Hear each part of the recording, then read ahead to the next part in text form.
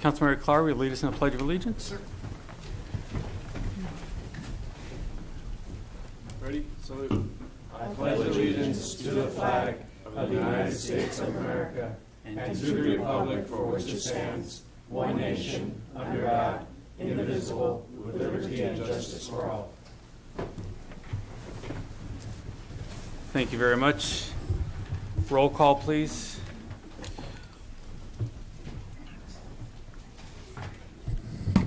Councilmember Gillio? Here. Councilmember Solario Luna? Vice Mayor Solario Luna? Sorry. Mayor Velasquez? Here. Councilmember Clower? Here. City Manager Avera? Present. City Attorney Epperson? Present. Chief of Police Westrick? Here. Thank you. Verification of agenda posting. The agenda for the City of Hollister City Council meeting of August 20th was posted on the bulletin board on August 17th, 2018 at 11:55 a.m. per Government Code Section 54954.2. Thank you. The City Attorney, do you want to report out from closed session? Yes, thank you. The City Council discussed in closed session those items agendized under item number 1 for closed session discussion. Item number 1 and number 2. And direction was given to staff. The City Council adjourned from closed session at 6:50 p.m. Thank you. Tonight we have a proclamation for Jacob's Heart Children's Cancer Support Services. Are they here tonight?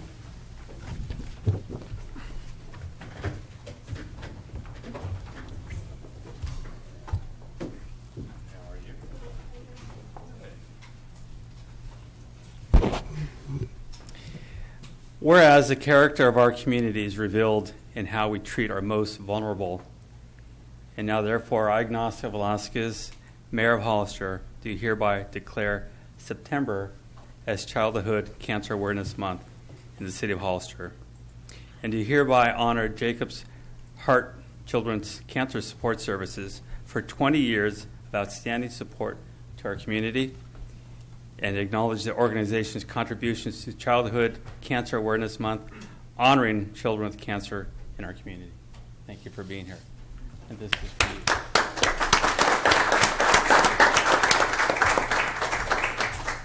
Hello, good evening, everybody. Thank you so much, City Council members, for recognizing September as National Childhood Cancer Awareness Month. My name is Tara. I'm a family support specialist from Jacob's Heart. I work directly with families, and we actually have a family tonight who would like to say a couple words about the services and her experience. So thank you very much.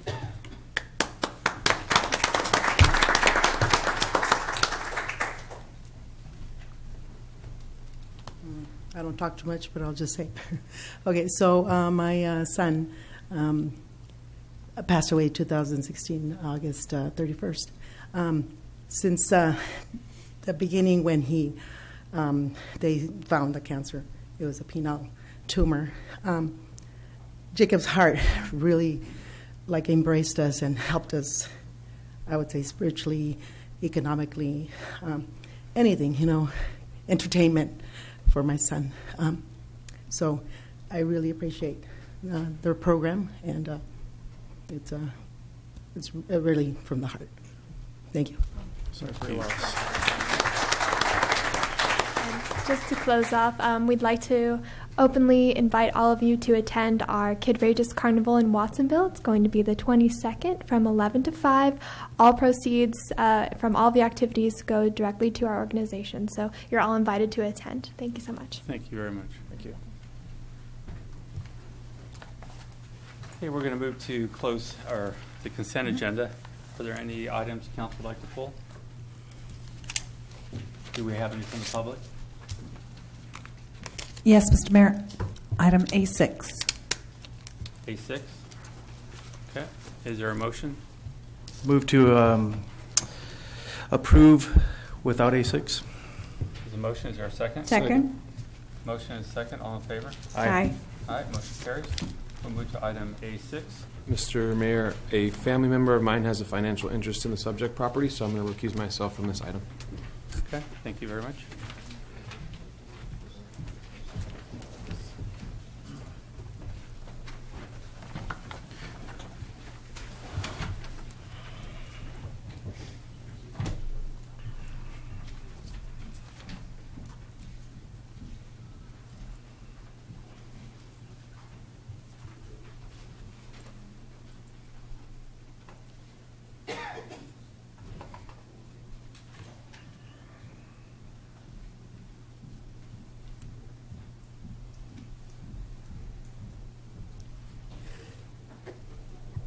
Nova, who was the speaker who wanted to pull A6? A6. I'm sorry. I am so sorry. Keith Snow? Do we have the mic?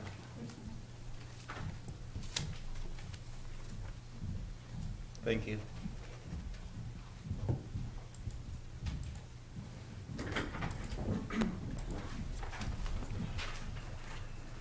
Thank you, Council. One thing about the 7,000. Want to tell me more about how you guys can do, like what's going to be there. What we need 4,000. What's been going on? I've been watching, I've been asking because I work on my campaign. You know what I mean? So the point is right. 4,000 and all the housing is not affordable. And what's happening too? Like a lot of people, and the few homeless people, and there's cracks. And the cracks means drug addiction. I got such right, but got drug addiction, you got alcohol addiction, you got all, and people lose their job because it wants me to lower my water bill, lower water sewage bill, but I've been paying bank for a house or two, $175 a month, and it went down to $145. One might start off. When I moved to 2011, to what, 110? Now $100 a month. That's a lot of money. I'm sorry, Mr. Snow. Do you have a question about this item? This is about I know, but development. what are you going to do for housing with the subdivision? Are you going to do? Your question is there affordable housing on this project? On the project. Is that your question? Yes, Okay. and be handicap accessible. And what? I'm sorry. Handicap accessible, the sidewalks and all. And accessible to sidewalks? Yeah. Is that what you're saying? Asking? And then I already get more than one answer. Okay, we'll ask that question. Thanks. Thank you. Good evening. Thank you, Mr. Snow. The subdivision improvement agreement locks in the tentative map for this project in regards to the conditions of approval, so the subdivider can move forward with the final map, in which point the project can be constructed. So what you're saying at this point, that information is not here yet? As far as affordable units or so access? The project will contain multifamily, so apartments, single family, as well as some density, which will actually makes the project affordable to people that might not be able to afford a single family home. So. Okay. It's 15 single family, 26 townhomes, and 44 apartment units. Can you get to the mic? Sure. Excuse me.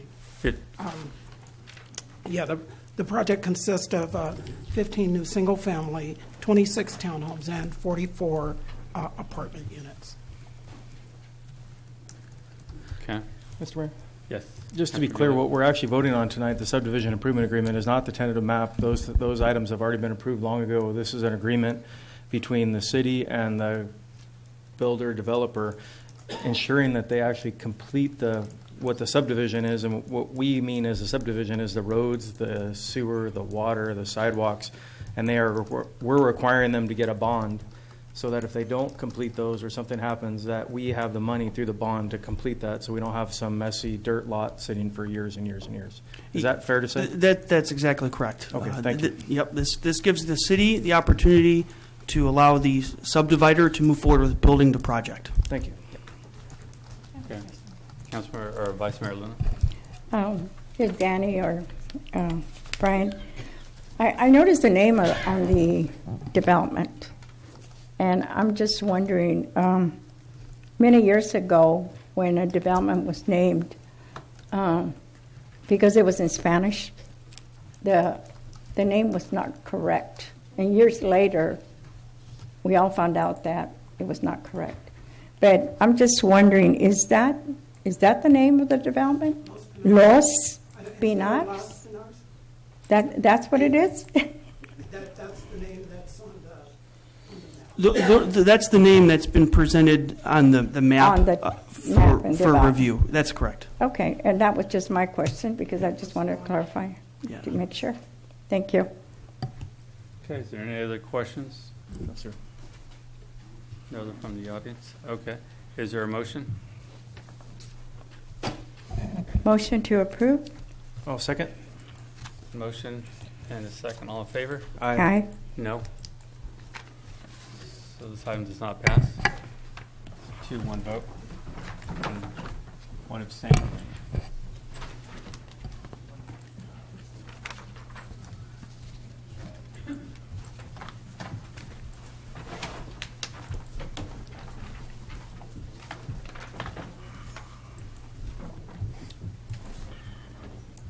We're going to move to item C, public input.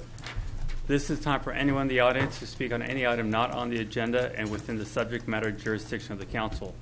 Speaker cards are available in the lobby and are to be completed and given to the city clerk before speaking.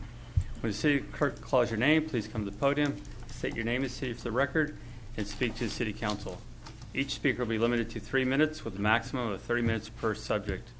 Please note the state law prohibits the city council from discussing or taking action on any item not on the agenda. Do we have any speaker cards? Yes, Mr. Mayor. First speaker, Elias Salinas.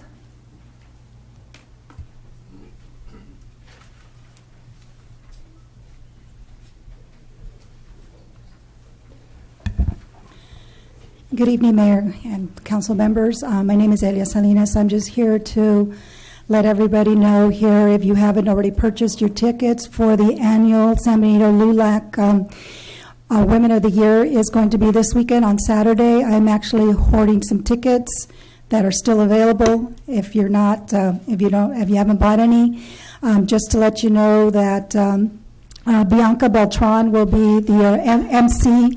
Our special guest will be Maria Encheverde, and also the Women of the Year that are going to be awarded this year are 2 young ladies, and we have 2 adult women, and one of them is Elvira Bustillos, and our own city planning person, Maria Mendez, that works here for the city. And we would like as many people to attend. So again, we have tickets are still available. They're all selling out quickly. So hopefully, if you haven't gotten your tickets, you have some interest in going. Also, this on Saturday, September the 15th, is the 4th annual LULAC Health Fair, and we would like as many people to come out there and attend and enjoy it. Thank you. Thank you. Keith Snow.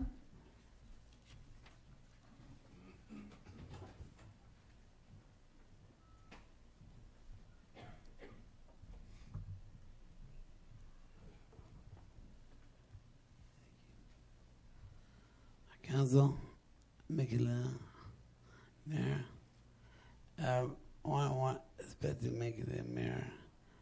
Do you know that when you guys created, we're paying $275,000 a month?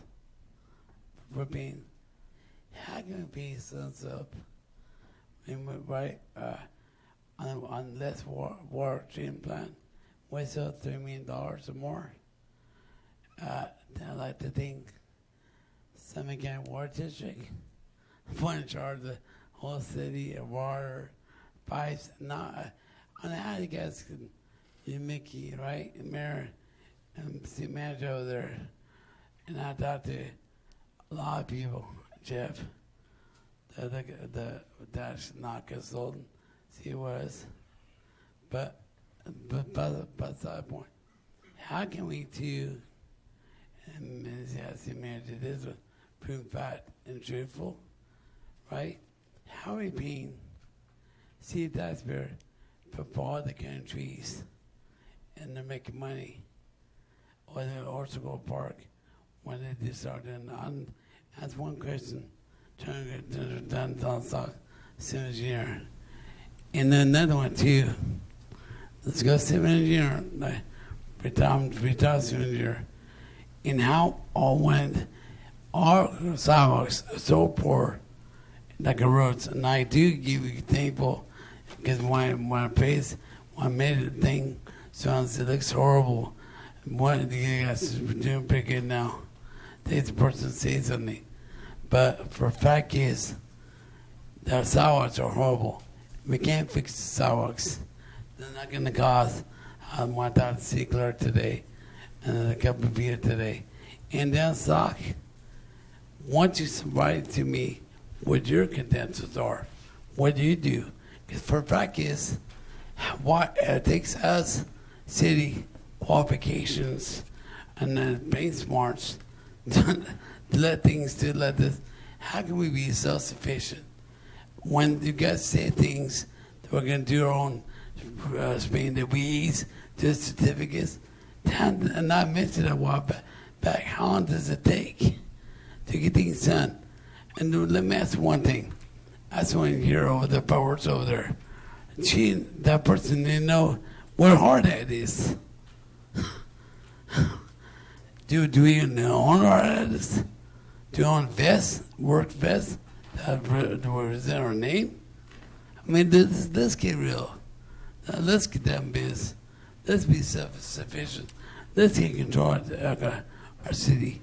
Another one. I don't know what the mess, what you guys did, what you did to us, and make it taxpayer, but doing all the bill. How can you make deals? Look at yourselves and be Ben Horton, business skills. I'll never do the little of that. Thank you. Thank you very much, Mr. Snow. Marty Richmond.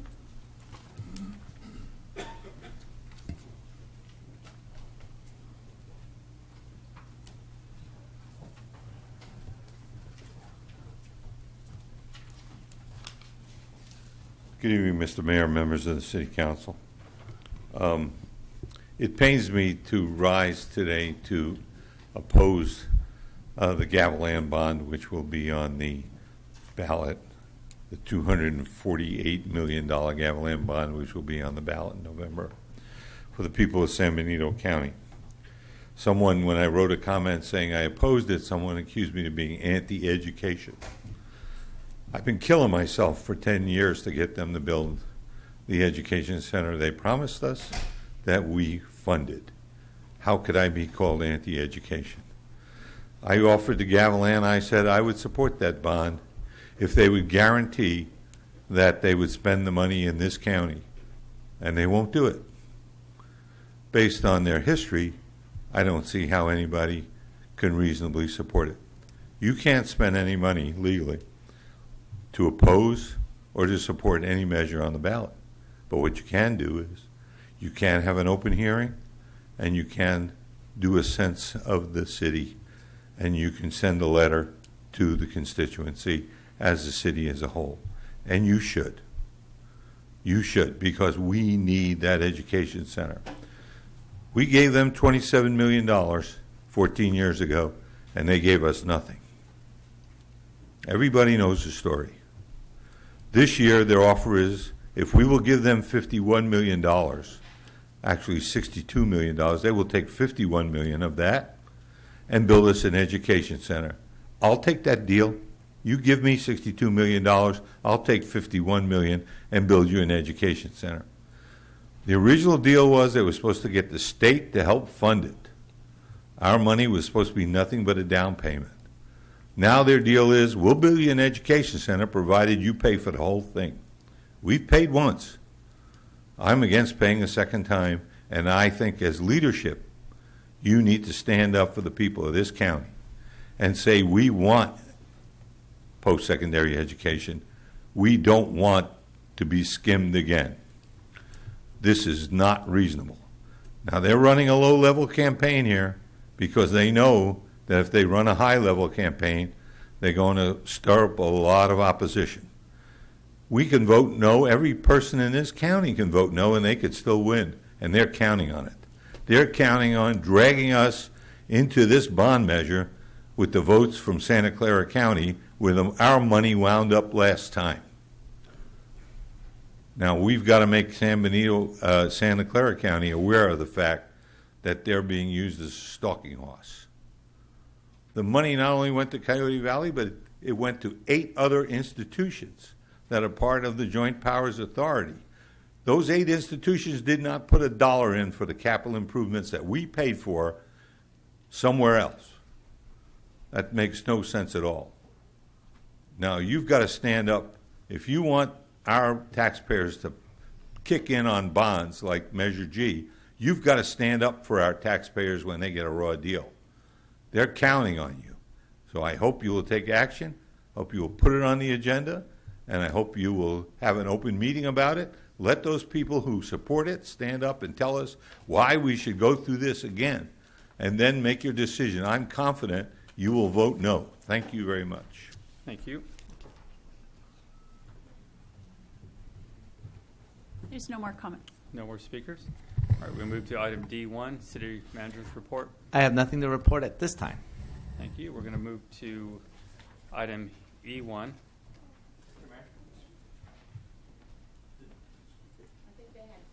Did we have, did you have something? You did? Okay, we'll come up and speak. We'll find your card here somewhere. We're going to rewind here a little bit. So come on up.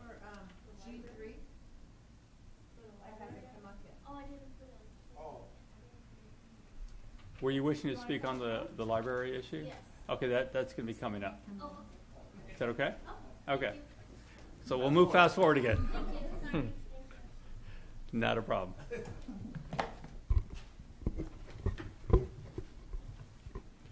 Good evening, Mayor, Council members. This next item is requesting approval of revised user fees for services provided by the City of Hollister Recreation Division.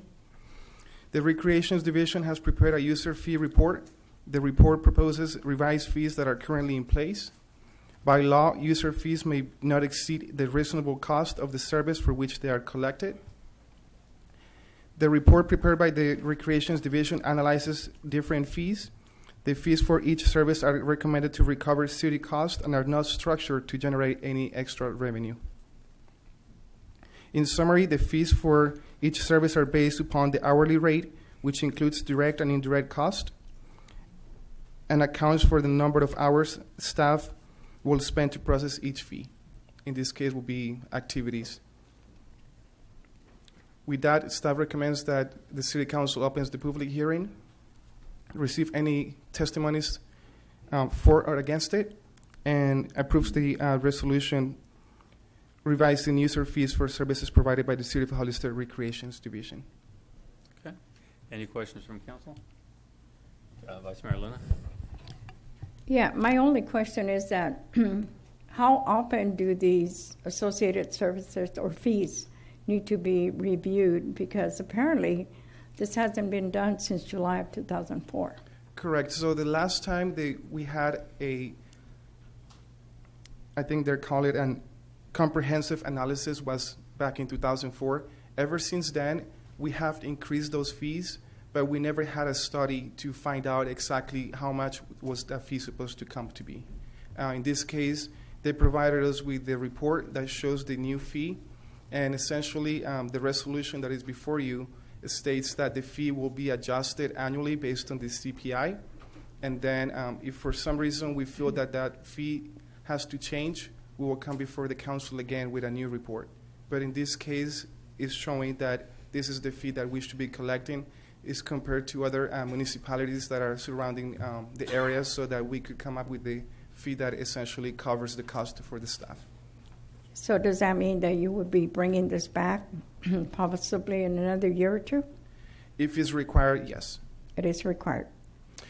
It is required if we feel that once we do a report, if the fees are not adjusted and we don't see that the staff is actually covered by the cost of the fee or the application, that's something that we'll have to do again and just do another study and see how far behind or if we are currently with the fees that are being charged.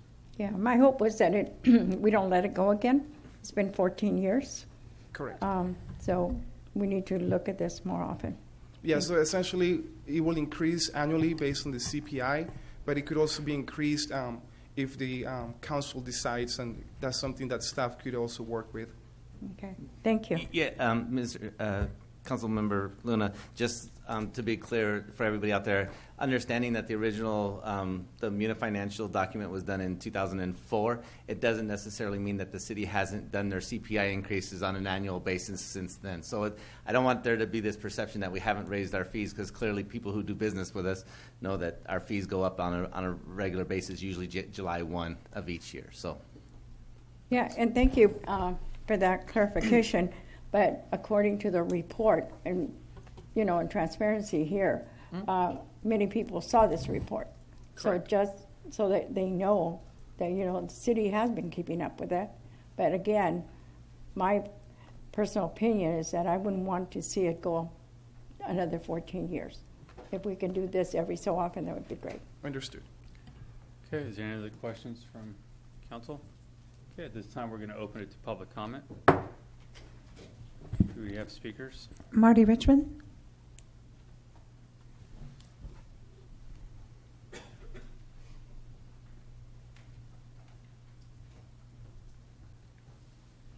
Marty Richmond, Hollister. I have a short question for the staff before I make my comment.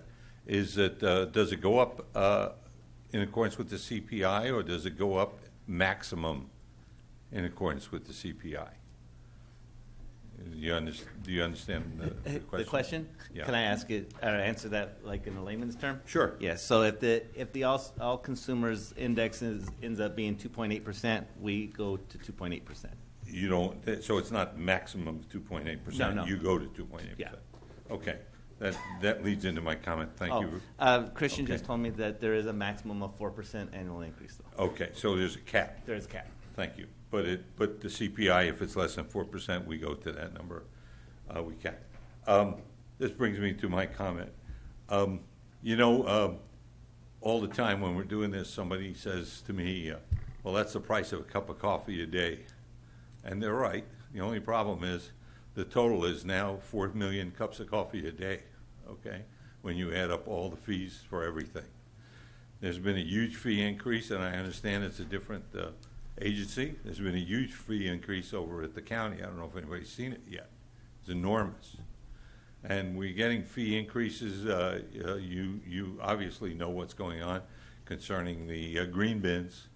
Wasn't just the fee increase for if you had a green bin wasn't a problem, but the fee increase if you didn't have a green bin is enormous. You add all that up, it's getting to be mortgage size when you look at the bonds we're carrying.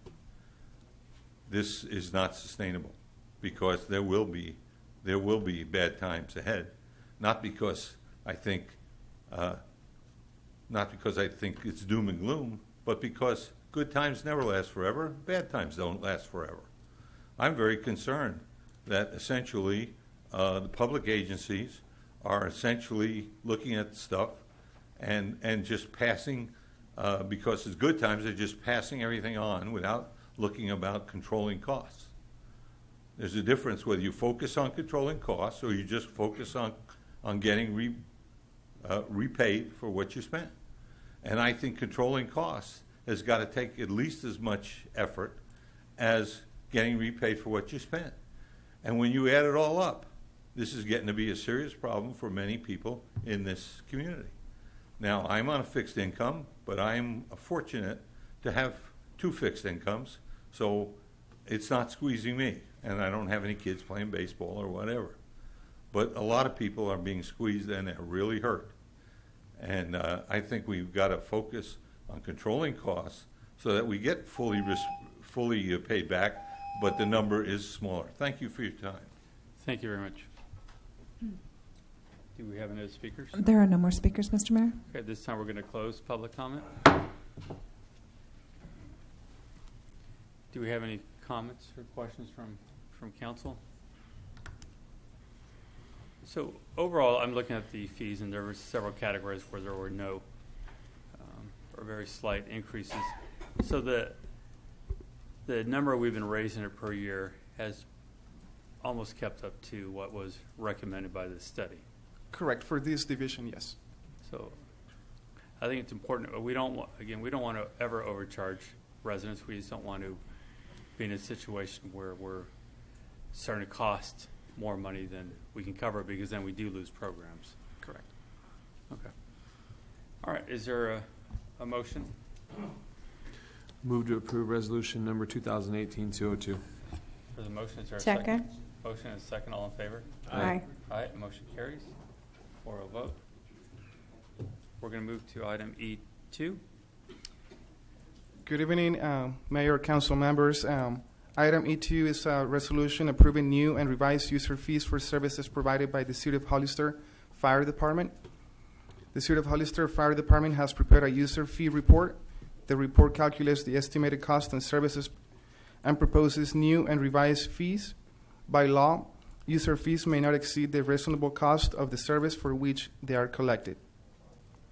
The report prepared by the Fire Department analyzes different permits, identifies the updated internal cost to the city with processing fees and permits such as emergency inspections, burn permits, fire extinguisher training, false alarm, additional operation permits, just to mention some, and performing other related services that are core responsibilities of the fire department.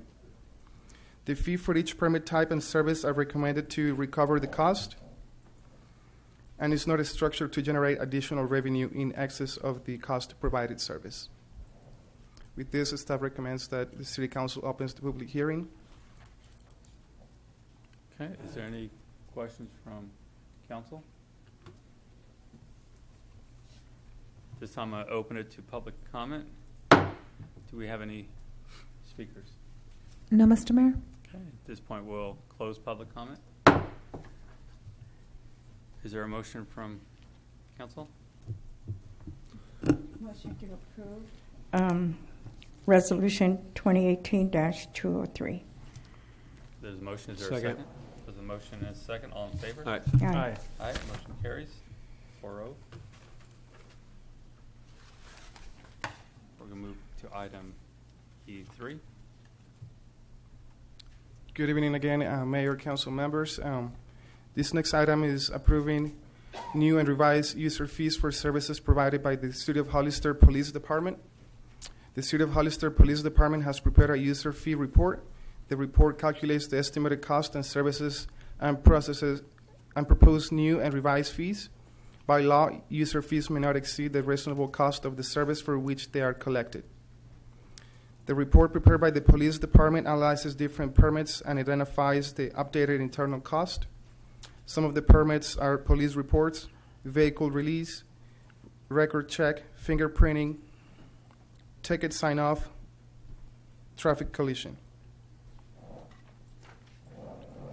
The fees for each permit type and services are recommended to recover the city cost and are not structured to generate additional revenue in excess of the cost to provide the service. With this, staff recommends to open the public hearing. Okay, is there any questions from council? At this time, I'll open public hearing. Do we have any speakers? No, Mr. Mayor. At this time, we'll close public hearing. Is there a motion? Move to approve resolution number 2018-204. There's a motion. Is there a second? Second. Motion and second. All in favor? Aye. Aye. Motion carries. 4-0 vote. We'll move to item E4. Good evening again, Mayor, Council members. This next resolution is requesting approval of new and revised user fees for services provided by the City of Hollister Engineering Division. The City of Hollister Development Services Department Engineering Division prepared a user fee report. The report calculates the estimated cost and services and processes and proposed new and revised fees. By law, user fees may not exceed the reasonable cost of the service for which they are collected. The report prepared by the Development Services Department Engineering Division analyzes different permits such as engineering and inspection fees, encroachment permits, Community Facilities District applications, map checking fees, lot line adjustments, and performing other related services that are core responsibilities of the Engineering Division.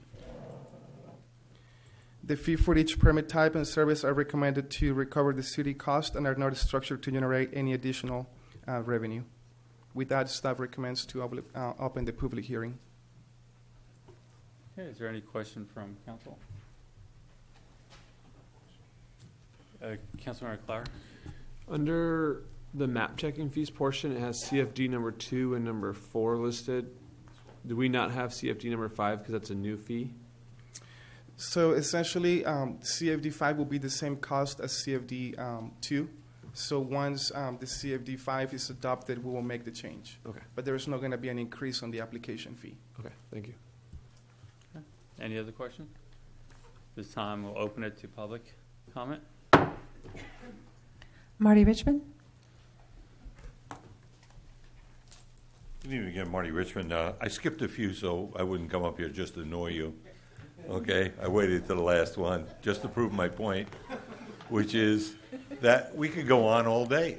I'm not accusing anyone of making more than the cost.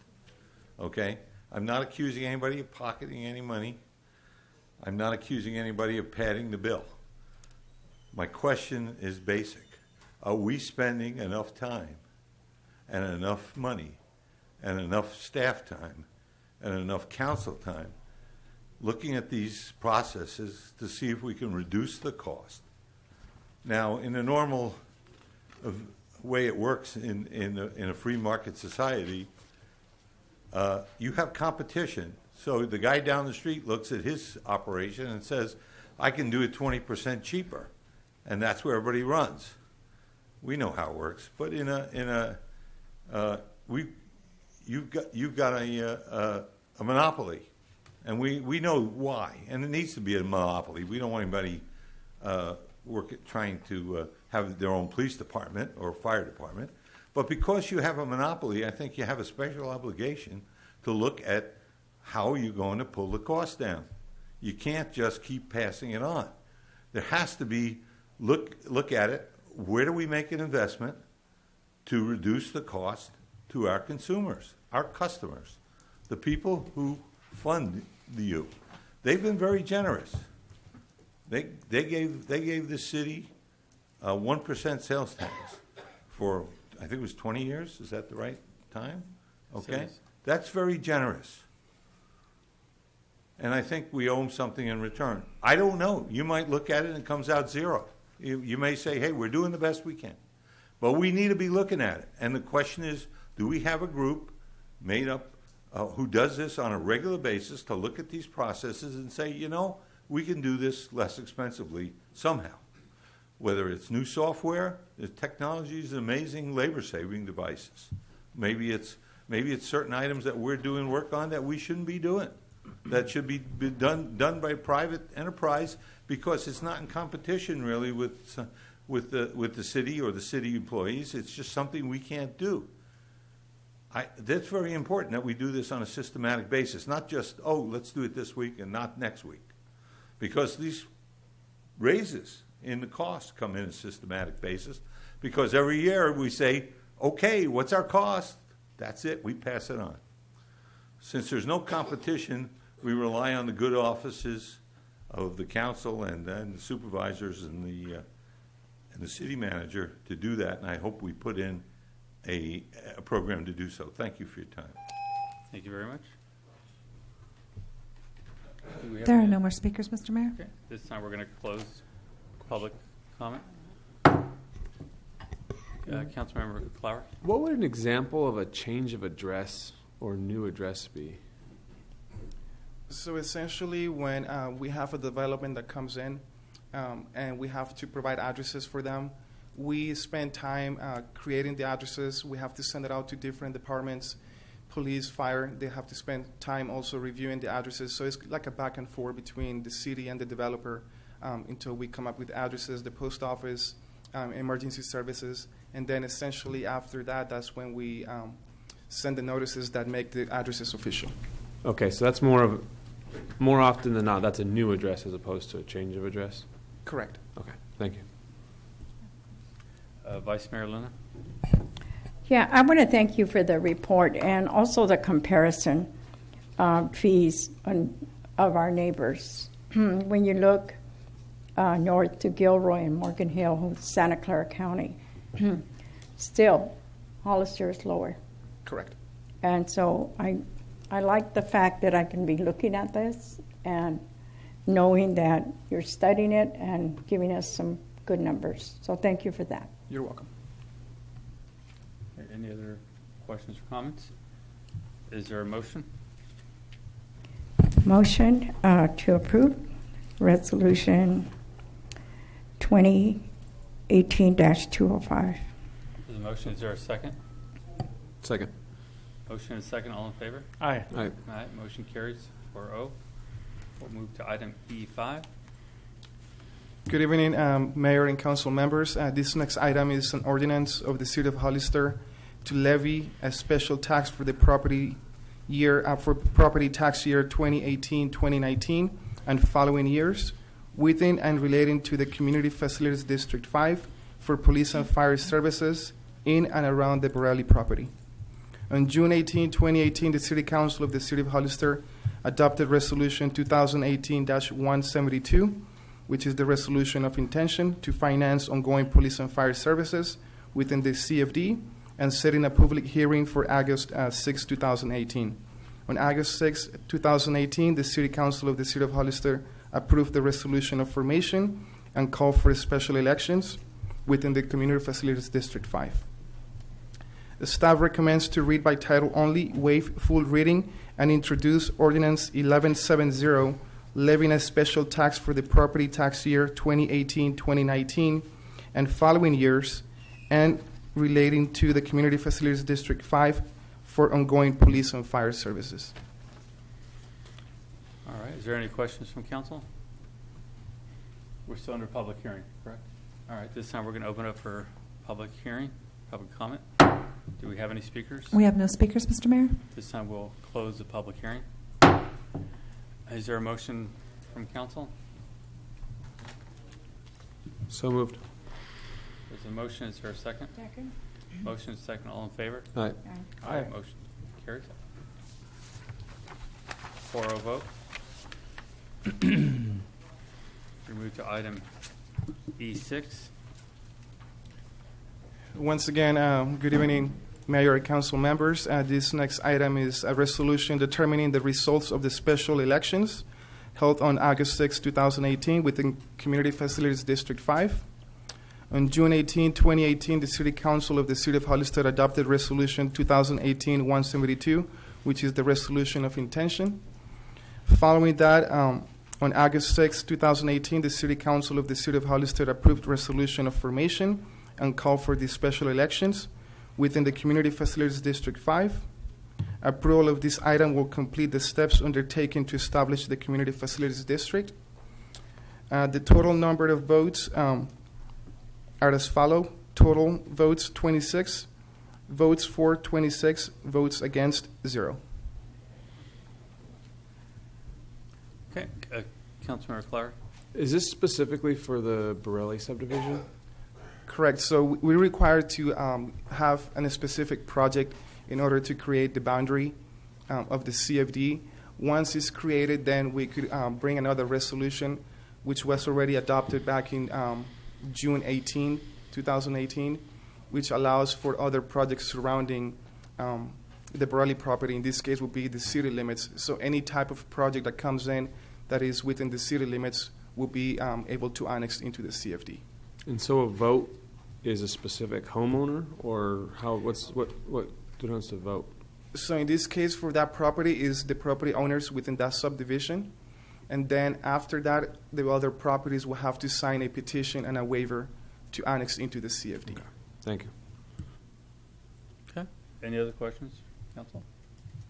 All right. This time we'll open it to public hearing. Do we have any? We have no speakers, Mr. Mayor. Okay. This time we're going to close the public hearing. Is there a motion? Move to approve. There's a motion to approve. Is there a second? Second. Motion and second. All in favor? Aye. Aye. Motion carries 4-0. Thank you very much. We'll move to item F1.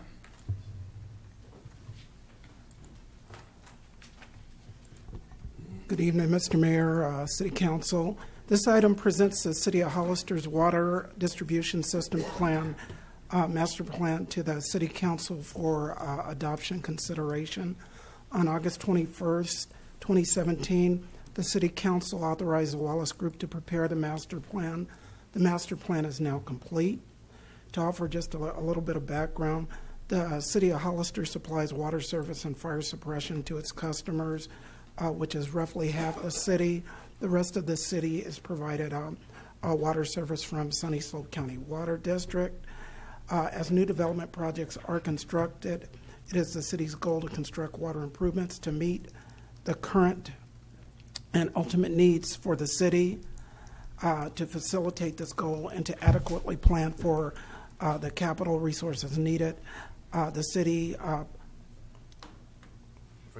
thank you, commissioned the master plan to evaluate all aspects of the distribution system and its ability to meet the city's current and long-term needs.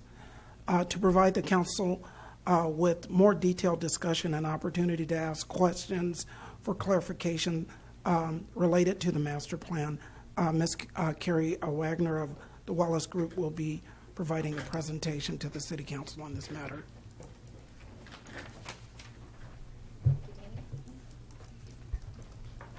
Good evening, Mr. Mayor, members of the council, members of the staff, and public. My name is Carrie Wagner. I am the Director of Water Resources for Wallace Group. Met several of you a couple months ago when I presented for the Sewer Master Plan update. Today we're talking about water. So today we're going to talk about what the purpose of the master plan, provide you a brief overview of your water system, talk about the water system analysis that we completed, as well as discuss the capital improvement projects that we've recommended. Which way am I supposed to be pointing this? Oh, point it right here. Come on. Check the on. Got to turn it on first. Sorry. I'm going to blame it on Billy. Everybody else? All right, so the purpose of the Water Master Plan update, we've already done a Sewer Master Plan and a Stormwater Master Plan, so this is kind of complementary to the other two master plans we've already done. It provides your operations and engineering a chance to evaluate what capital improvement projects are, how to grow your system to meet growth and the existing needs of the community. So we want to evaluate for the water system, we want to evaluate the city's water system, including your water storage tanks, your water mains, and your booster station.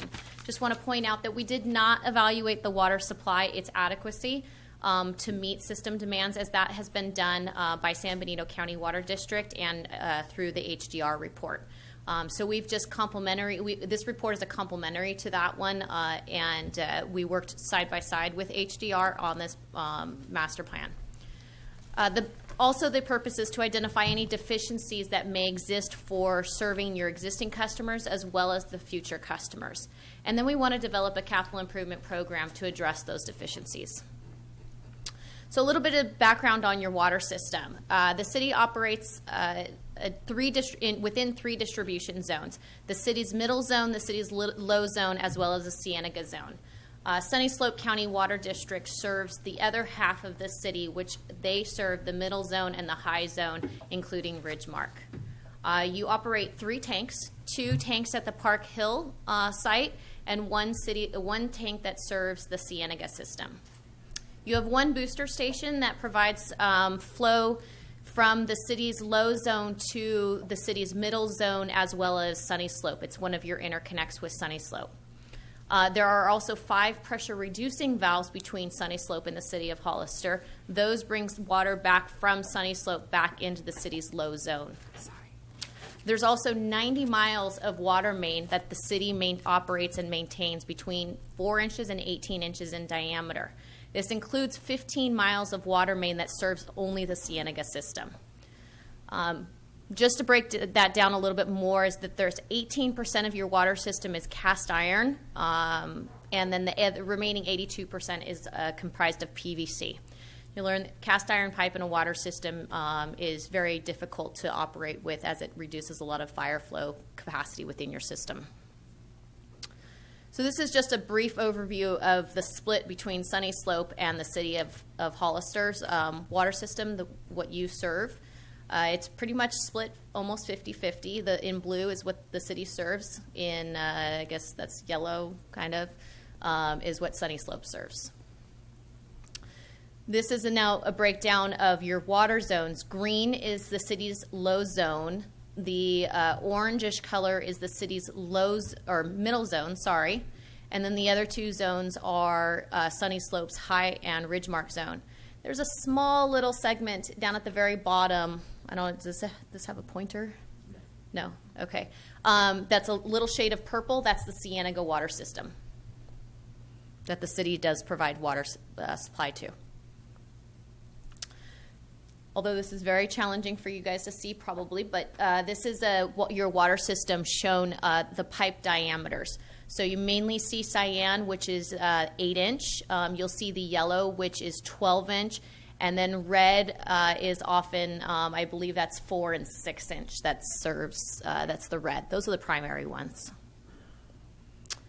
And then this is a brief showing of what is PVC versus what is cast iron. You'll see that the center of the city is almost all predominantly cast iron pipe, whereas the outskirts up towards the airport area is all PVC. This is an exhibit to show the Cienega system. So that, again, that little purple area that I showed on that first map is at the very top of that map. And then this is a just drawn in line of the 15 miles of pipeline. Your operators are actually going to be going out in the next week and locating with GPS the exact location of that water main, as parts of it are unknown. Or they are known, they're not GPS, so they're not mapped properly. So we will actually be updating this map next week after the adoption, but once we print it. This is an interesting map in the fact that this is what we call a hydraulic profile. And I know it's very hard to take in right away, but I wanted to present this and put this on record. And the reason being is this is basically what your system looks like from a pressure, from an elevation difference. And the biggest things to note, and I'll point this out as going to be one of the capital improvement projects, is the difference in what we call the City Park Hill tanks. That lower yellow portion of the tanks is the bottom elevation of the tank.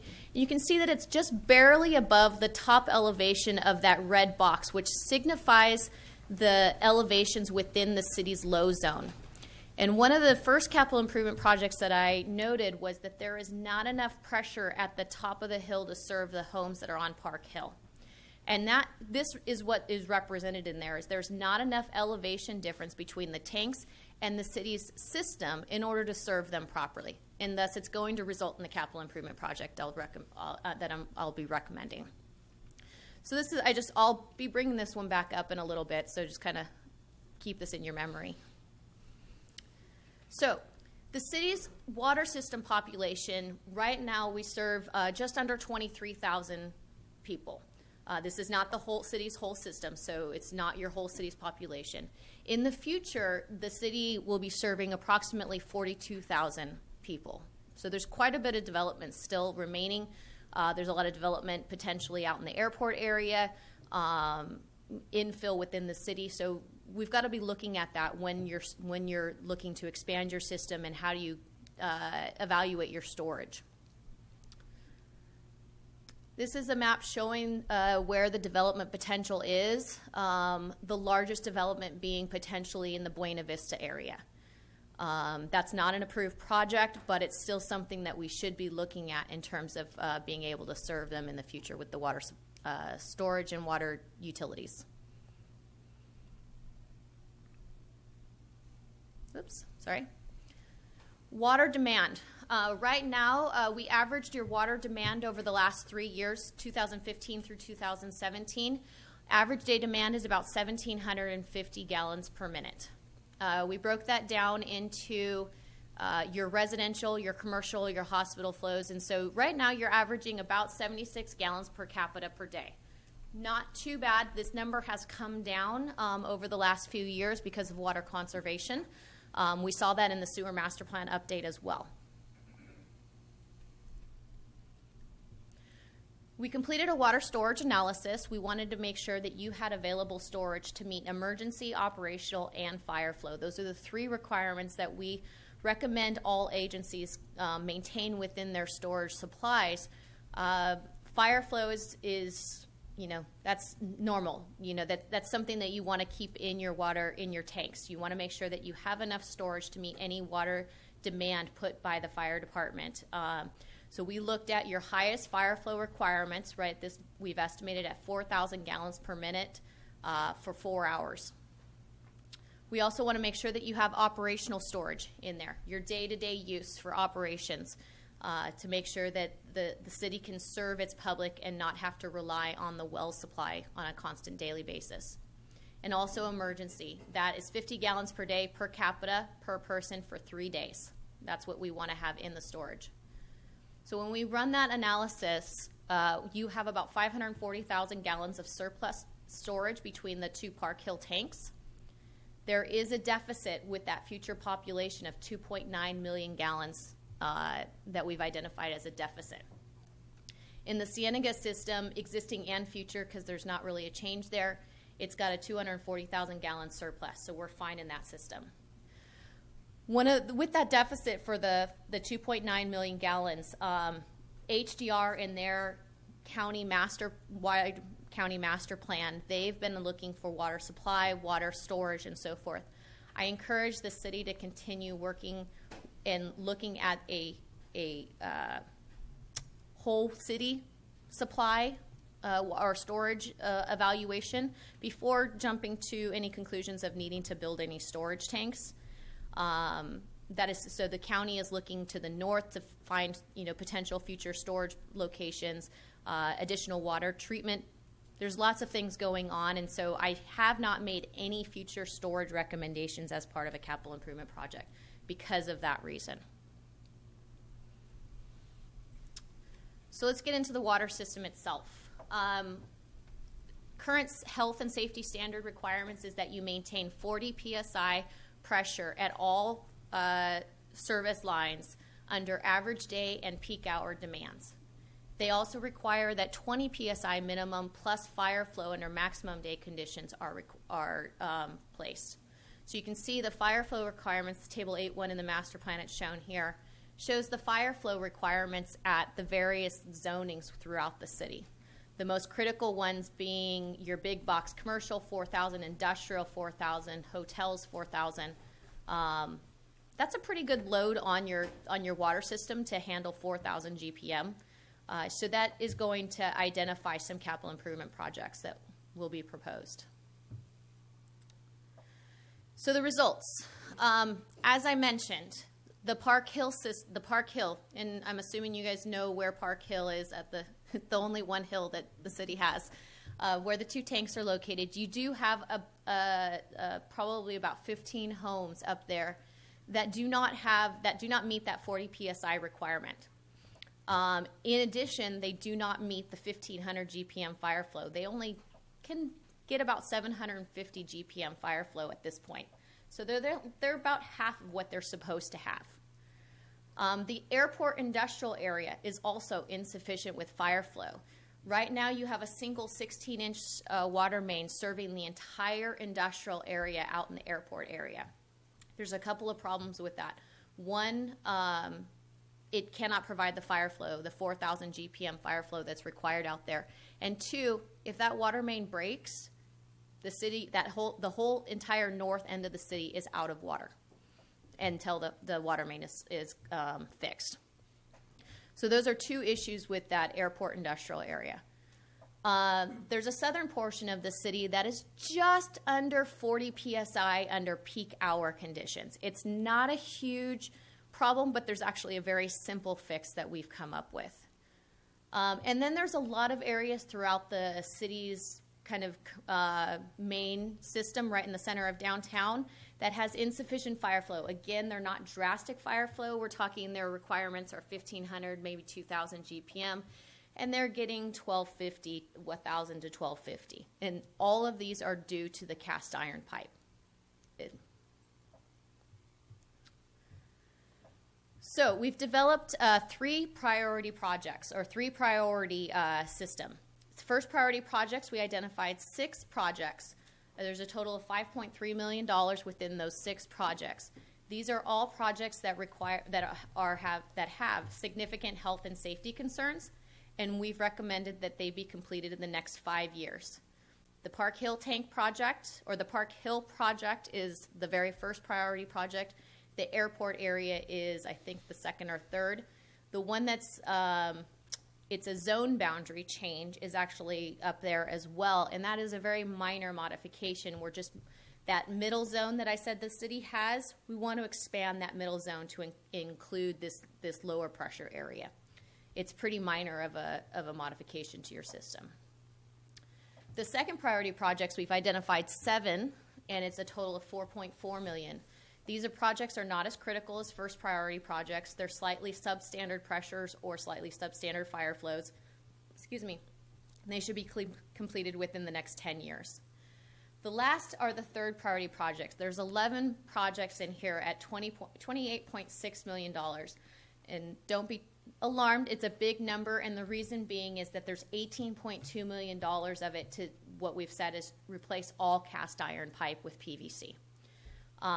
This basically should be done if you have a repair project that's going on in the middle of, in the middle of town, and you're going to be replacing a water main, replace it with a PVC pipeline.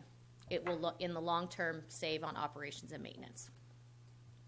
These projects should be completed over a 15-year budget, so it really should be just budgeted out over the next 15, 20 years and to get rid of all the cast iron pipe.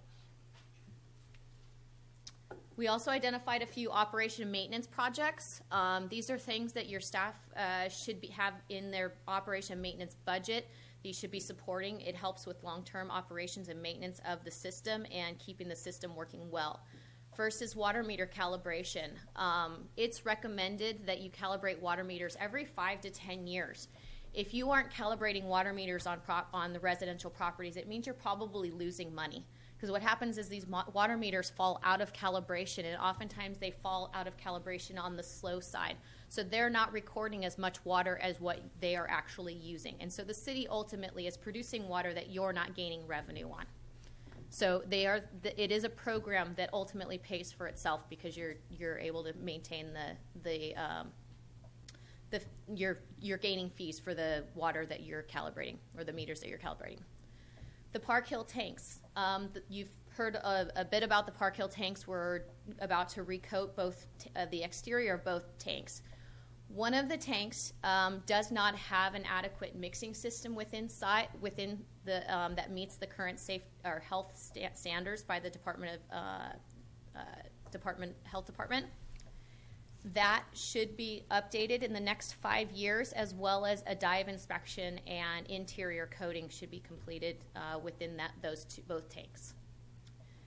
The other one that I've talked to the city about is your hydrant spacing and valve spacing, as well as valve exercising.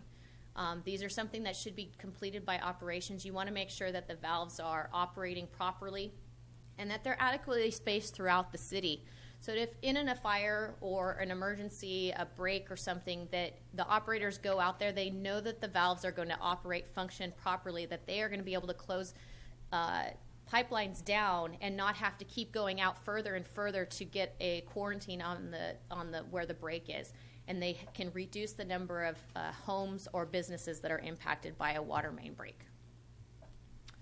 So these are something that should be incorporated and supported in the hydrant spacing and the valve spacing. You want to just make sure that they're meeting city standards and fire department standards. So this is the hydraulic profile that I showed you before, and now this shows the separation of where we've moved the Park Hill zone. There's been a nice development in the fact that Allendale, the new Allendale development, has a booster station. It is going to be boosting water to their development, and it's not far from the Park Hill system. We've been able to discuss with the Allendale property to extend a water main from their booster station and lead it directly to the hill behind the Park Hill tanks. That water line then by the city will then be able to be taken all the way up to the Park Hill tanks and serve the Park Hill homes with a boosted system. And the city will not have to construct their own booster station. which if you would have asked me a year ago to do this project, I would have recommended a booster station and spent millions of dollars on a booster station. Now we're going to spend a couple $100,000 to build a new pipeline and be connected to that booster station. And that's going to fix the pressure and the fire flow deficiencies on that site, which is a great win-win for all accounts. Within the master plan, we prepared capital improvement project recommendation sheets. So similar to the storm drain master plan and the sewer master plan, these are sheets that staff will be able to use to present the projects to City Council in the future. It provides a brief summary of every single project that you can read. It's a brief synopsis of everything. With that, I'll take questions. I blew through that pretty quickly, so I'm open to any questions. Okay, Councilmember Clark. I'm sure there's a super simple answer to this question, but is there what's the reason why we can't just step down the pressure from the tanks to the houses on Park Hill? You only it's there. The problem is a low pressure, so you can't. You have to. The Park Hill tanks are serving below 30 psi, and so you have to step up the pressure in that area. So we need to get them, right now they're at like 32 psi. The top homes are at like 32 psi. They need to be above 40. So you've got to increase the pressure. The only way you can increase the pressure when there's not an elevation difference is a booster station. So that's what we're using the Allendale booster station for. So the reason is because is there a direct pipeline that goes straight from the tanks to that? Pretty much. Okay, and there's not enough fall. There's not enough fall. There's not enough elevation difference, and there's nothing you can do about that. Except for, so when the first homes were built, the water system pressure back in the 70s, 80s, even into the early 90s was 30 psi minimum. And so a lot of cities were grandfathered in at a 30 psi minimum requirement. The health department requirements, though, say is if there's more than a 25% increase in development within a water system, you must step up to the 40 psi requirement. And so I couldn't evaluate your system at that 30 psi requirement. I had to evaluate at the 40. So it brought that system, that segment of that portion of the system below health and safety standards. Okay. Has Sunny Slope County Water District done this report recently? No. To my knowledge, they do not have a water master plan. They do have I believe they have a water model, but they don't have an official water master plan. Okay. My hope was to do both of them at the same time, but they didn't want to do that. So okay, because Councilmember Luna and I sit on the governance committee, which goes over all this stuff, and I've never actually seen that graph or layout about the future storage deficit. So that was interesting because they always talk about the amount of water and the quality of the water, but they never talked about the actual storage of it. So that was one of the differences in when we developed the scope of work. My purpose of this master plan was really to look at the storage and look at the deficiencies of the water system, which again, Sunny Slope and San Benito County Water District never looked at that specific system for the city's water system. They look at water supply, water quality, and they look how do they serve it. They consider the water supply at the LaSalle water treatment plant. Those are supplies into the city's system. When I look to make sure that you are a sustainable water serving, a water agency capable of serving, I keep all mechanical systems out of the calculation when it comes to storage. That's because under an emergency condition, you have a fire, you have an earthquake, you have these catastrophes happen. You don't want to rely on booster stations, wells, treatment plants in order to serve your customers. You want to rely on gravity systems, something that's going to feed your system regardless, unless there's a water main break. And so therefore, I did not include the water treatment, the available water treatment, or the available water supply as storage from the water treatment plant. I did include the clear well tank at the water treatment plant as a water storage because it does feed directly into your system. Okay. But My hope is that Sunny Slope will eventually do this so that you have a full picture of what that storage deficit looks like going forward. And that's one of the reasons why I didn't recommend, if I saw a 2.9 million gallon deficit in storage in any other agency that I would have prepared a water master plan for, I would have said, you need to construct a 3 million gallon tank. I did not make that recommendation in here. My recommendation was very specific to continue working with Sunny Slope and San Benito County Water District to find a global approach to water supply and water storage. Yeah, because their numbers may actually benefit our numbers in the fact that the water can go both ways. Exactly, because Sunny Slope can feed directly into the city system without mechanical facilities, it's through PRVs. Now those PRVs are closed, and so it has to be a physical motion that they have to go out and open those valves up in order to serve the city. But it is under emergency conditions. They can provide supply to the city without relying on mechanical facilities, and so therefore you can account their storage as part of the city's emergency storage. Okay, thank you. Okay. Vice Mayor Luna? Yeah, thank you for the report. Very informative. Just to clarify, when you speak about the Park Hill homes, are you speaking about the older section of the city on Monterey, the old Monterey Street, Thompson North? No, it's the homes on Hill Street. On Hill Street. So when you're going up Hill Street, and then if you get to the old city facilities up at the top, and then there's a cul-de-sac right there. That cul-de-sac has, I'd say, about 7 homes. Mm-hmm. And then going down Hill Street, there's probably about halfway down the street, probably another 6 homes there. Those homes are the ones that, as you start going down the street, they keep increasing in pressure. And so it's a matter of figuring out which home is the last one you want to include on the system. But it's the ones on the cul-de-sac, the city's old facilities, as well as going down Hill Street about halfway. Those are the homes right now that are under pressure, do not have sufficient pressure, and they do not have sufficient fire flow. Okay. And on the booster station that you mentioned, Mm-hmm. what cost savings do you believe that will be to the city by the city not having to build a booster station? The cost of a booster station, I don't know exactly what the cost of Allendale's boosters, probably $1.5 million in order to use that booster station to serve this site. Mm-hmm. Plus long-term operations and maintenance. So that Allendale booster station has to be there to serve their property. The city would have had to construct almost an identical booster station to that one to serve this, to get the fire flow that's required there. So you would have been using 2 booster stations, and now you only need 1. Okay, thank you. Councilmember Gilio?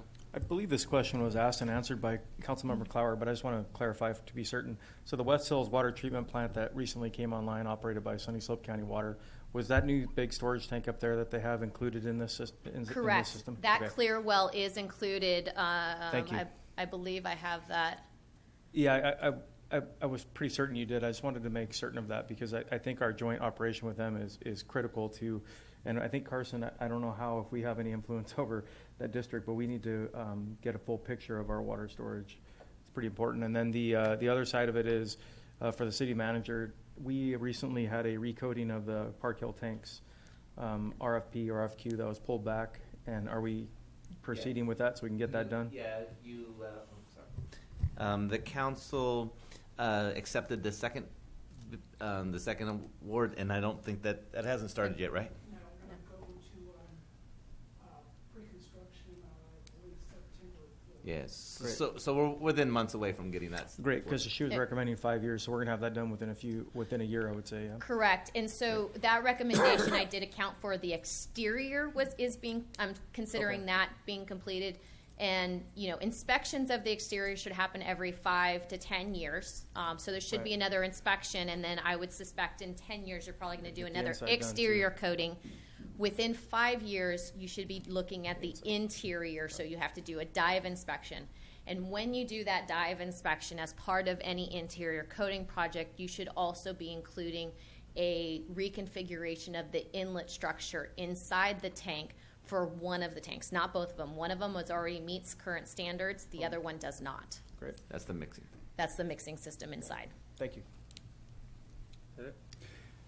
Your numbers are based on the increase. I think you said you're projecting numbers of upwards of 42,000. On the population, so the storage, the biggest reason is obviously is the population driving increase. So if development does not increase from now, when I show you this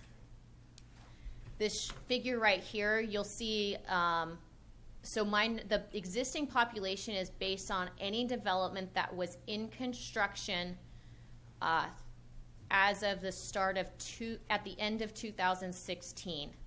So we had to figure out where the development was, and you guys have had so much growth over the last 3 years that it kept messing with all the numbers and stuff. And so future development is basically 2017. If it was not constructed as of 2017 and future, it's considered future development. So you'll see Allendale, even though it's approved and it's starting to go into construction. Orchard Park, I think there's a few of them that are up there. Cerrado, Buena Vista Road. So there's a few projects up there or Maple Park, that have already been constructed. But your numbers are basically saying an additional 20,000 units.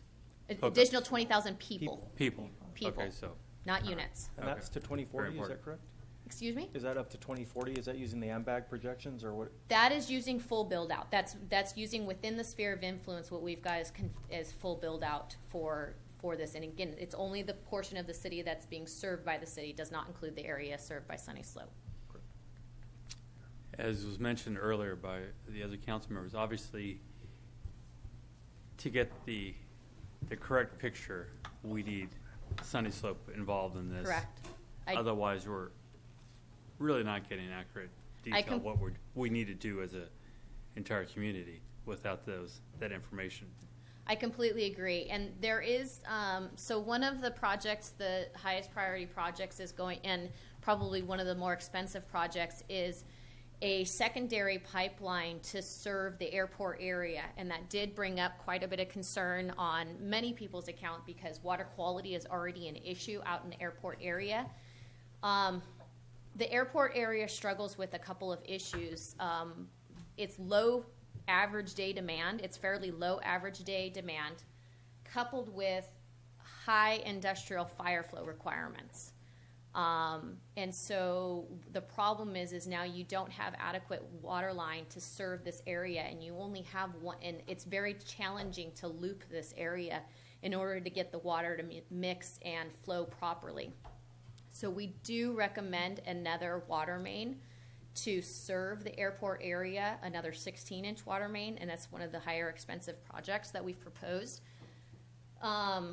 With some additional looping around the airport or through the airport or with development, it's really kind of a study case for the city to evaluate what the best options are. We wanted to make sure that we are including that price for you to budget for it because right now that area is receiving less than 2,000 GPM fire flow. Now 2,000 GPM on a residential house is fine. 2,000 GPM for some of these industrial areas is not. This also can be weighed in more significantly by the fire department to determine if 4,000 GPM is really what is required out in this area. And that might reduce the need for that water main. But water quality is a problem out in this area, and flushing is going to need to be continued. So my last question for you, you spoke about the 18% of the homes out there are cast iron. The pipelines. That need to be replaced, the pipeline. What's your estimation? I know you had an up to 15-year plan, but do you think, in your opinion, they can survive another 15 years if we're lucky, or is this something that's going to have to be realistically moved up? So the problem with the cast iron pipe is one is that it's really significantly reducing your fire flow in the downtown area. It has high tuberculation. It causes it to be brittle. It causes water quality issues. There's numerous reasons why the cast iron pipe needs to be removed. It is also typically it's going to cause your emergency pipeline breaks. So oftentimes when your staff gets called out in the middle of the night, it's because of the cast iron pipe is broken. Right.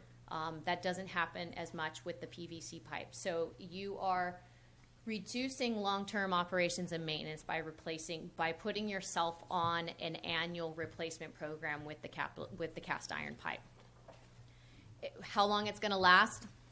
It's been in the ground for 70 years. Cast iron pipes, you know, its life expectancy is only 70 years. Right. So I just pointing out that to me, one of the priorities I see here is more about the cast iron pipes being replaced. And that's the reason why it got included in the third priority projects. So there is a significant amount in the first and the second priority projects that are replacing the cast iron pipe. So in the first and second priority projects, the majority of those projects, besides the airport project, the Park Hill project, and the zone boundary project, every other project related in there is a replacement of cast iron pipe. And the difference between that is that the first and the second priority projects, replacement of cast iron pipe, is those projects have significant fire flow deficits. The third priority replacements of cast iron pipe are projects that are simply their existing 8-inch cast iron pipes and they need to be changed out to 8-inch PVC. The ones that are in the first and second priority projects are typically 4- and 6-inch cast iron pipes that need to be replaced with 8-inch PVC. So there's a significant reduction in fire flow because of the smaller pipe diameter. But there is cast iron pipe that's included in the first and second priority projects. Okay. But the big chunk of it is in the third priority. All right, thank you. Any other questions from council? All right, do we have any speaker cards? Yes, Mr. Mayor. Marty Richmond.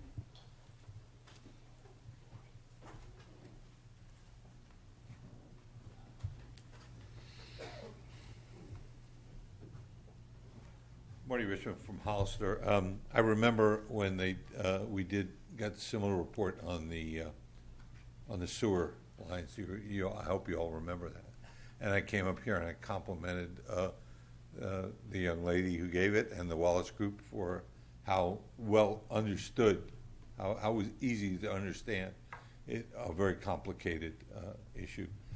I want to repeat it. I want to repeat that in this case. I think this kind of report, this kind of presentation is really, really good and makes it very understandable to the public. So I have a few questions related. I wonder if we know offhand approximately what our capital position is on the water at this time. Do we have any idea of how much money is in the fund at this time for capital improvement? Do you have some round number? Could you give that to me? Oh, order of magnitude? About? So not to the dollar. It's not okay. To the dollar, not to the penny. Well, as everybody should be aware, we recently got done with 3 fairly large projects. So Les Salt was a huge one. The West Hills was our largest, and then we're underway with the Crosstown pipeline, right. And also connecting some of our wells to that pipeline for the chromium 6 issues. So I think right now in our water enterprise account, there's only about $350,000 or $400,000 after we pay for those other things. Right. So that's essentially, I don't want to sound trite, but that's essentially empty compared to what it was. Okay. The second question is, can we use this report to get a nexus study to do impact fees for anybody who wants to come in and say, we have a report, we have a technical report, we can present it to the people who do the nexus fees study and say, hey, you want to build 6 houses? Here's the impact fee for the water system. Would that work? I owe you $10 because that's exactly what this is for. Okay. In that case, I'll take my $10 and I'll sit down. You can pay your next water bill. Thank you. That's what you offered me to bring it up. That's what I expect to get paid. Thank you very much. But I wish my water bill was. I wish it was too.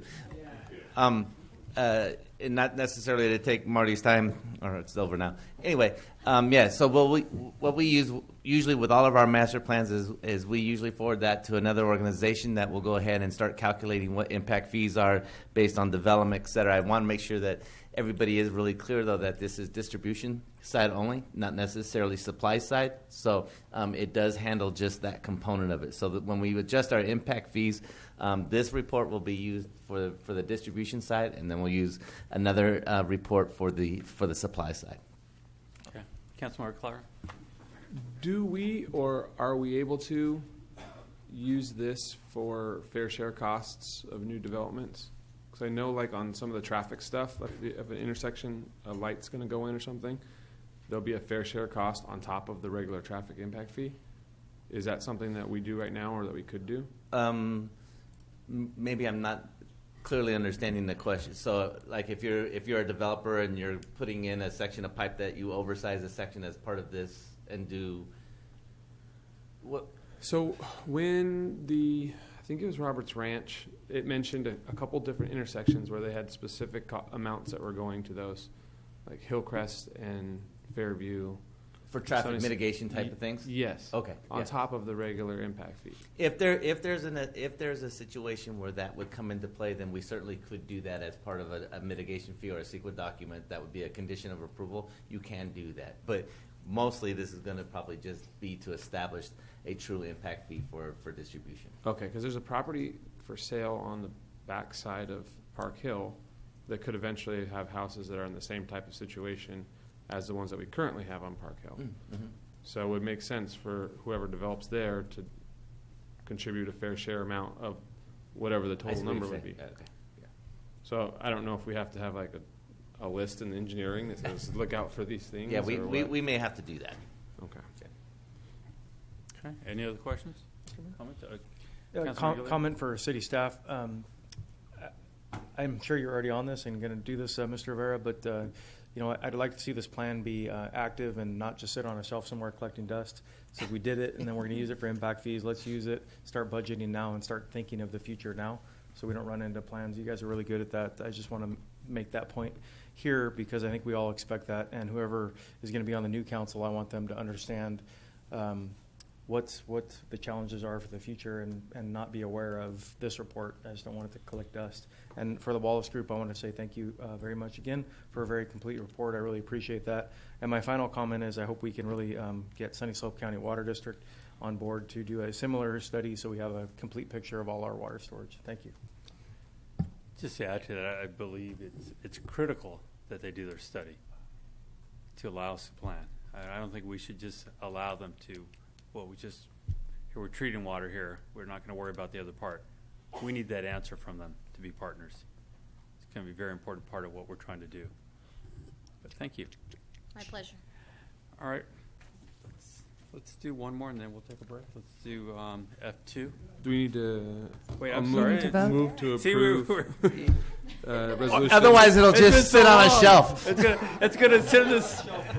As Councilman Gilliam said, you guys are good at putting it on the shelf. Yeah. I can't do anything unless you approve it. Is there a motion? Move to approve resolution number 2018-207. There's a motion. Is there second? A second? Motion second. All in favor? Aye. Aye. Motion carries. Now on to that shelf. Let's go to item F2. I have a question. Should have asked this earlier, but we have new city attorney. This item, two of us have recused ourselves from in the past over and over and over again for like the last year and a half. Is this a continuation of the original process for the selection of the dispensaries, or is this a new selection? May I help out just a little bit? Yeah. Okay. You might have more yeah. details. So I thought about this after I heard that the two of you may be recusing yourself, which just leaves me with two council members. Technically, this is really more of an administrative issue anyway. It's just about processing. So I was going to move forward with the process as previously explained and kind of following the same format that you see here. And then as this comes to fruition, then I would bring it back to either a new council at some point in the future where we have either where we have all our members present or after the elections in November. So I don't think this is. I put this on the agenda to get sort of your blessing on the process, but it's not necessarily anything that's written as far as an ordinance or anything that would require me to do that. So I'm going to just go ahead and move forward with sort of the plan to try to get the second dispensary.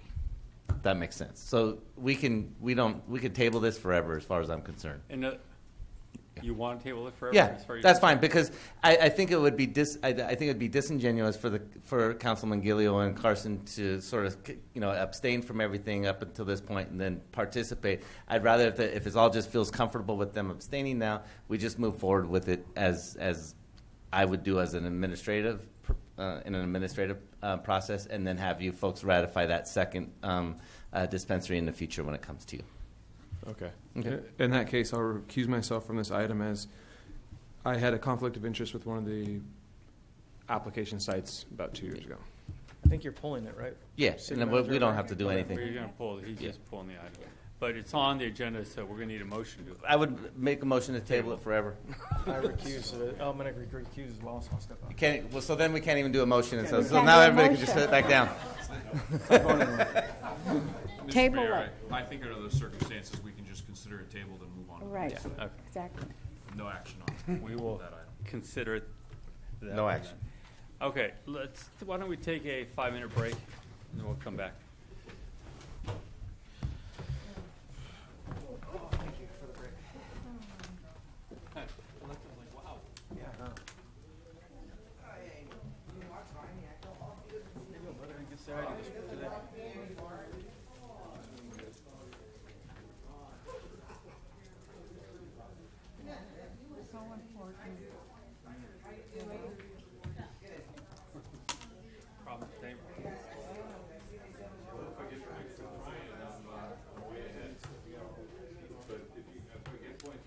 Is it on live, Paul?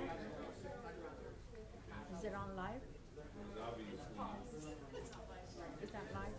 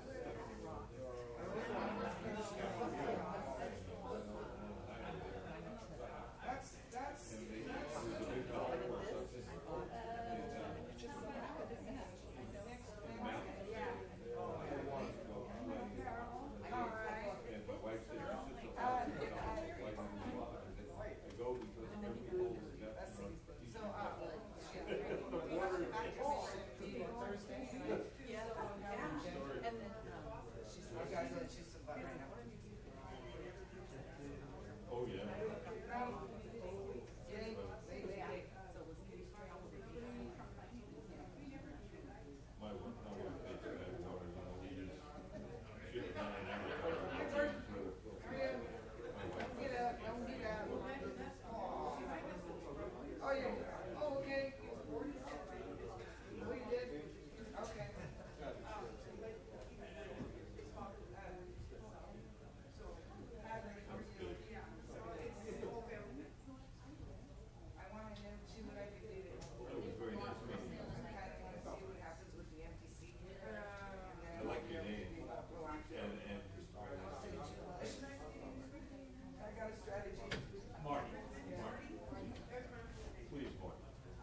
don't.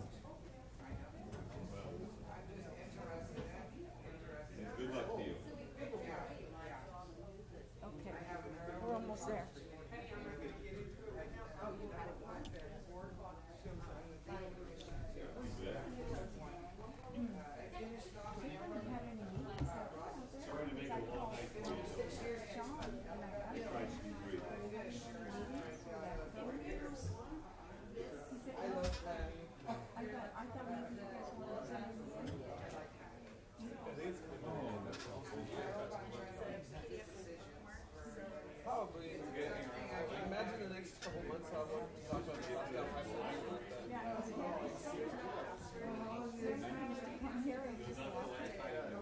He sold his house, so he may have moved, but I think he's still on.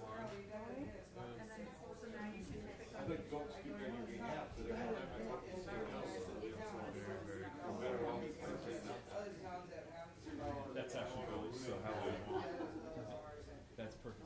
How's the technical?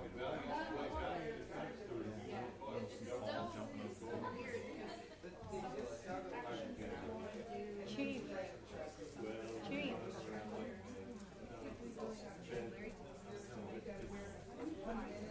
Yes. Yes, Mr. Huxley.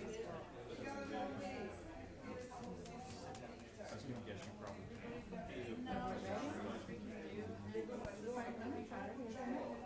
Talk about something serious.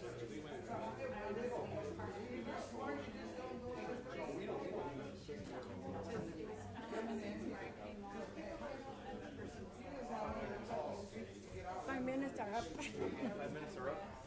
Yep. I finally get up.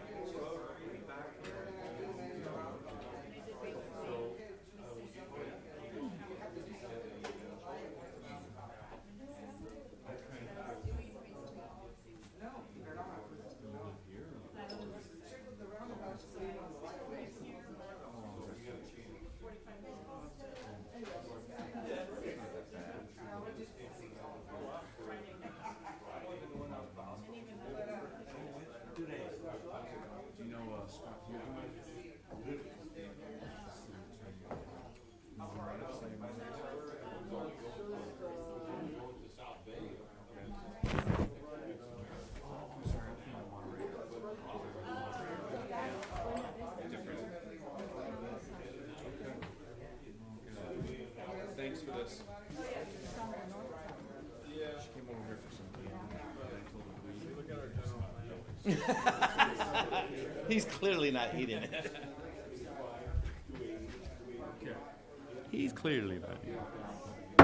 All right, everyone, we're going to move on now to item G1, reports from city council members. Councilmember Clower? I did not have any meetings. Vice Mayor Luna? Yes, thank you, Mr. Mayor. I attended the AMBAG meeting on Wednesday, August 8th in Marina Library.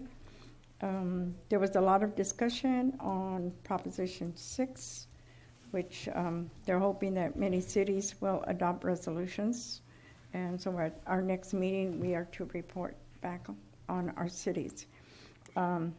Attended the Area Agency on Aging on Wednesday the 15th at the Watsonville Community Hospital. And those are the two meetings I attended. Okay. Thank you. Councilmember Gilio? Yes, Mr. Mayor, if you'd like me to provide the update on the COG Please. meeting, or Please. you could. Yes, We had a COG meeting last Thursday, and we discussed several issues. Of note were the Highway 25 and Highway 156 roundabout project that Caltrans has been proposing for quite some time. Several of the directors expressed concern about the ability to handle traffic flow, the timing with the other improvements that are possibly going to be planned for that area. So we requested some more information and some timing information on that. Caltrans also brought up two other projects they're looking at, which is the South County curve correction, where they made a curve correction and the land collapsed. The project failed project down south, as well as the Highway 25 bypass in town. They also call that a curve correction. So that project's a pretty big project that should start towards the end of this year. And it's not only correcting the curve on the bypass, it's also correcting all the timing of all the lights on the bypass so they'd line up right and help traffic flow better. It creates sidewalk throughout the entire bypass area where you don't have a sidewalk now, and then also includes landscaping to clean up the weeds and abate weeds in that area. So that project will be starting late this year, possibly October, November of this year. You should see some activity start out there. We again discussed the Highway 156 widening project and some thoughts and ideas to make the Union and 156 interchange possibly flow better. Those are ongoing discussions. And I think that's it, unless I'm missing something, Mr. Mayor. I don't have any other reports. Caltrans will be holding some public hearings so that all of you can go out and express your concerns or approval of the large roundabout that will be built on Highway 25 and 156. I'll leave it at that. I don't have any other meetings that I attended, so we'll move to item G2, informational reports. Councilmember Clower. Yeah, school's back in session, so congestion's horrible at certain areas at certain times. So if you can, just avoid the schools during pickup and drop off. If you can't, just drive slow, drive carefully. I know some of the people who are trying to go around the school traffic aren't driving real safely, and then some of the people who are picking up their kids are driving pretty horrendously for the fact that they have little ones in the cars usually. And I've seen it at 2 different schools already, so I'm sure it's bad everywhere. The other item is I'll kind of pick up where Mr. Richmond left off with the Gavilan College bond discussion. I think that would be, I'd be okay with having that discussion. I know I've kind of avoided it in the past, and now it's probably the 5th time that he's come up and said it, but the more I've thought about it, the more it's kind of frustrated me. And along the lines of what he said about opposing education, I was a signer on one of the high school bonds, so I've been there to support those. I think that we should have a discussion about this one. Okay. Vice Mayor Luna. Yes. I attended a meeting with the Community Foundation, and it was regarding community involvement, encouraging people to get more involved in the activities within the city. Meeting with the planning staff regarding the West Side update on the grant. And also I had a meeting with a new resident of San Bernardino County, has moved here from San Jose, has found, he said he's real home. He wants to get more involved in the community, and he is really interested in downtown Hollister. So I'm hoping that, I'll meet with him again, and we'll include City Manager Bill Rivera. So anyway, that should be coming up. Attended a Voter Project Coalition meeting, which was very productive. A lot of people looking toward the elections and getting involved in voter registration. And I had a Hollister High School class reunion that I attended. That was fun. Can you imagine? I think the 2019 class at San Bernardino High School is right now 719. My class was 186, and 65 of them showed up. So at Pace, and it was such a good time. And I asked them if they had gone by the high school, and they said, we thought that was a college campus. It was amazing. So it was just fun, and I was just so glad to see so many of my classmates. Yeah. One thing that I would like to also ask the council to consider is for us to agendize Proposition 6, and also meeting. I'd like to ask the city manager to assist me in actually having a meeting with the constituents on District 2 regarding the cannery and just the odor surrounding different areas in the city. And I agree with Councilmember Carson that I think it's time that our community, our city comes together in a discussion about Gavilan College. So with that, I'd just like to, that's my report, Mr. Mayor. Thank you. Councilmember Gilio. Thank you, Mr. Mayor. I wanted to express everybody's our gratitude for everybody's patience with all the road work we're doing in the city of Hollister. It's a huge commitment that we committed with SB1 funds, general funds, and grant dollars, and those commitments were made with the information that we need to work on our roads. We have to work on our roads, and I do sincerely apologize to everybody who has been inconvenienced. But really, there is no really good time to do road work. You just have to do it. We have to buckle down and do it. And I think for our future generations, it's the right thing to do. So thank you for your patience. I wanted to thank all the people who have filed for election, not just within the city, but within the county, water districts, school districts. I think, Christine, you probably know better than me, but there's somewhere over 30 offices up for election and probably 50 or 60 or 70 candidates. So thank you, Christine and Nova, for all your hard work that you've done on the election as well. That does not go unnoticed, and I'm really glad that there's a lot of people that want to get involved in making our community a better place to live, work, and play. So thank you all. I attended a ribbon cutting ceremony actually yesterday at the Fiesta Outlet, which is right there by Kentucky Fried Chicken on McRae Street and Big Five. It's a new party store. They just opened up, so if you can check them out, they're a good new place to be. And finally, one last thought is, again, to echo what Carson and Councilmember Luna said, I think definitely to speak about the Gavilan bond. I think last time around, and Marty could probably just shake his head yes or no if I'm right, there was somewhere over $12.5 million promised to the Hollister area. They spent about $9.3 million on the property there at Fairview Corners, and that was what we got out of the last bond. So I think it's really important to pay attention to that. The wording in the bond, I just have seen within the last few weeks, and I should not be commenting on the record because I don't know exactly what it says, but Hollister is prioritized in the language at least. And I think we just need to be cognizant of that and pay attention to it, and I'd be happy to have more information. I have personally met with Dr. Rose to get that information myself, but I'd love to have the community hear it as well. Thank you, Mr. Mayor. Thank you very much. As Councilmember Clower pointed out, traffic around our schools is a little exciting, shall we say. I think I'm asking parents, please slow down. Rather than being in a rush to get in and out of school, why not stop by and participate and get involved with your schools? Unfortunately, very few schools have a lot of parent participation. Only a couple of our schools do. And unfortunately, I get a lot of calls from parents complaining and criticizing those schools for having all the great things. And then when I let them know that it's because of the parents club there, that's what changes the school.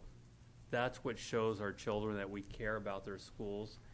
That's what makes them want to succeed at school. So slow down, stop by, say hi to your principal, and get to know your school. And that'll help solve some traffic, I think. As far as Gavilan, I've vocalized this too. I didn't support the first bond because I didn't believe they were going to do anything for us. I was correct. I'm not supporting this one because of the same issues. I am frustrated, as many of you are out there, that people stop by our community to pick our pockets and then leave. We could have some great things here just by working together, different groups, organizations. We've had plans on the shelves or conversations about a campus we could have here that can change our lives without breaking the bank. We need to be serious about those conversations and united as one community to make sure we have that community college here where we need it. So our kids get the education they need to get the high-paying jobs here in our community. Without it, we're going to keep struggling. So as the saying goes, fool me once. Get it right. We all know. We all know. I'm going to leave it there. Yeah, because you're going to mess it up. No, it's fool me once, shame on you. I got this one. But you leave them a cliffhanger there. So I would definitely like to see this item brought before us. And I think, again, we have to work as a united group. City Manager, fool me once. So what I'm hearing is, and let me try to get this, you obviously want to have an item on the agenda to discuss probably more in depth the Gavilan bond proposal. Would you like us to reach out to somebody from Gavilan College, whether it be Dr. Rose or somebody else, to make a report on that? Is that okay? If they decline, are you okay with just moving forward with just having it on there? Okay. And then also the question was about the SB1 monies and Proposition 6. Is that okay for us also to put on the agenda? Is that something that you guys would, the council would like to consider? Okay. So both of those will be done. Let's see. I think the only other one I have is I've been getting some calls or concerns on various things in the downtown area related to paintings, et cetera. I don't necessarily want to get into any of the details, but what we have is that we have a mural. We have a sign permit process. We also have a mural program, and one of the things that everybody needs to understand with the mural program is that we do use the San Bernardino County Arts Commission to help with a design committee go ahead and do the review of the content of that public art. The definition, though, in that process really is public dollars being spent on areas that are partially public dollars on areas that are visible from the public right-of-way.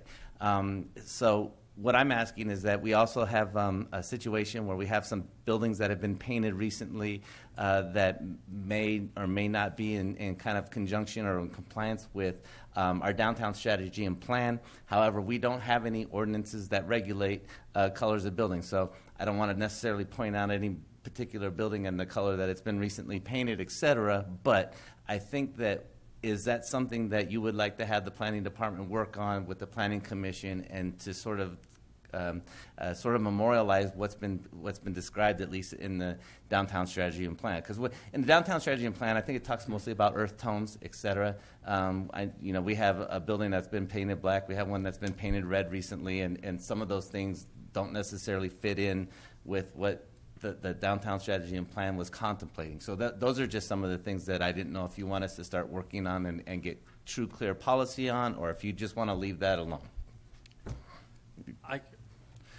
I can tell you as a building owner, and I'm going to tell you a story that happened to me in the early 2000s where I was not part of this government, but I was dealing with a person that felt they knew what was best for my buildings and refused to hear any other way around it until they found out they really could not tell me what color to paint my buildings. And thankfully, I thought my buildings in a color that complemented the downtown. I do not want to be in a situation where we're restricting property owners' choices in some of their choices of colors. I think it's a mistake to get to the point where we're discussing what color of beige, lighter or darker or whatever. Mm-hmm. This is when we start creating a cookie cutter type of effect. We have a beautiful downtown. I think most building owners want to have beautiful buildings, and most will do it correctly. I do not want to be in a situation where we're trying to mandate to building owners what we think is the way things should look. Just the wrong path to be on. And that's, Mr. Mayor, and that's sort of the approach that the council has taken in the past by just accepting sort of the design criteria, the guidelines in the downtown strategy and plan, and not necessarily adopting them or incorporating them into our ordinance as rules and regs. So. Vice Mayor Luna? Do we have guidelines at this time from the planning department on the sign? We have never, as far as I can remember, we have never governed colors of homes or buildings, commercial. The only things that we govern technically is generally signage, size, placement of buildings, et cetera, but we don't normally get involved with colors. Okay. But I'm just wondering, because I know that behind the Veterans Memorial Building, we actually was brought to the city council on that mural, right? Yeah, so murals are a little bit different than paintings. Murals, like I said, if it's on a public piece of property, you probably remember you did the back of the Vets building. You also probably did the stem wall around Monterey and 3rd. Mm-hmm. I can't think of another one that you folks may have been involved with directly. So it's usually as the policy was written, that's currently adopted. It was basically public art funded with partially or fully funded by public dollars. That's on public property, visible from the public right-of-way. Okay. So can you send that to us? The policy? Yeah, I'd like to see it again. Yeah. Thank you. Councilor Clower. Do we have that strategy and plan? Is that readily available if somebody was to go on the website and want to read that or something? Is the downtown strategy and plan on the website? It should be on the planning section. Yeah. Okay. I think if we could, I don't necessarily know we should go hand it out to everybody, but I think that we're going to get ourselves kind of in the weeds if we start telling people what colors to paint their buildings. Mm-hmm. But at the same time, I think that if they knew, then most people would probably make a better selection than some of the ones that have been done. Because some of them, when you drive down the street, just sticks out and doesn't make sense with the architecture or the aesthetic. And we do have that. The downtown strategy and plan, that was the most recent one. It's actually getting a little bit dated, though. Yeah, so it's about 10 years old now. And again, just so I'm clear, it doesn't necessarily specify specific colors, but it does talk about building types, materials that we want to see being used downtown. I mean, there are very, very general guidelines on what we should be striving for. And so if that was to be looked at again, that'd be the planning department and then go to the planning commission? Usually those are commissioned by the Hollister Downtown Association.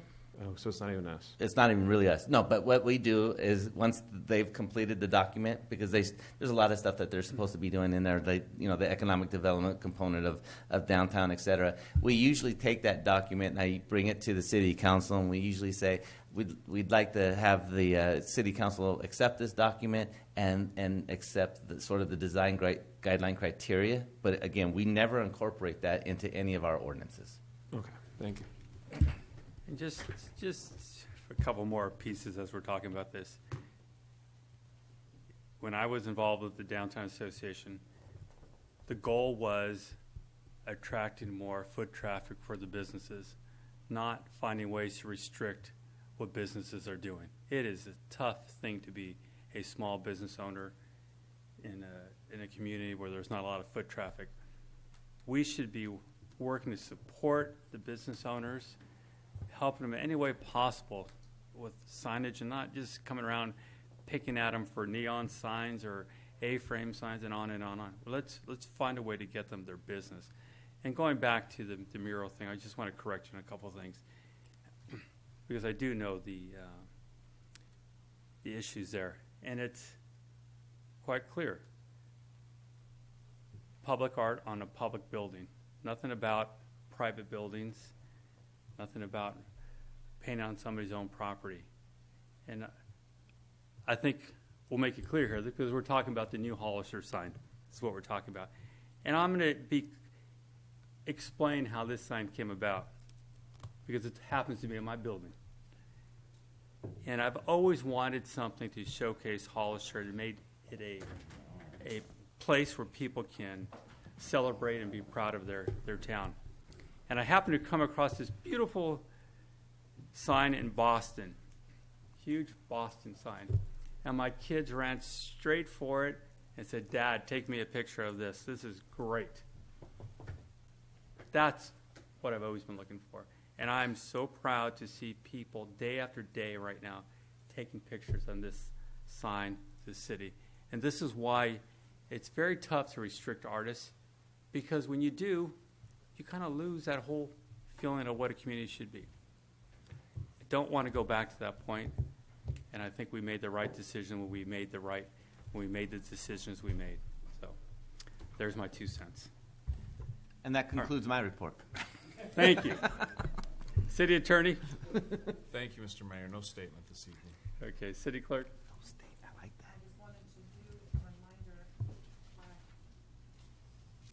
A reminder, August 27th, we're having a special meeting at 6 p.m. and also October 1st at 5 p.m. October 1st at 5 p.m.? Or 4, depending on what you folks say when we get there. Okay, Yeah. so we don't have that set yet. Okay. All right. We're going to move now to item 3, G3. Thank you, Mr. Mayor. Councilman Clower asked to have this agendized. As you know, there's been work being done for a new expansion or expansion of the existing library or a new library. So what we were asking for is that a library subcommittee be identified, or 2 members of council to be identified to work on that. We don't want to call it an ad hoc committee because we assume that it's going to take much longer than 6 months or so, which is usually the appropriate amount for an ad hoc. So we're just going to call it a subcommittee, and that way it can be an ongoing committee for as long as necessary. So what we're trying to do is create the committee, not appoint the members? Because yeah. There's an election coming up in a few months here, and well, 2 of the members are not going to be here. 2 of them, who knows? Who knows?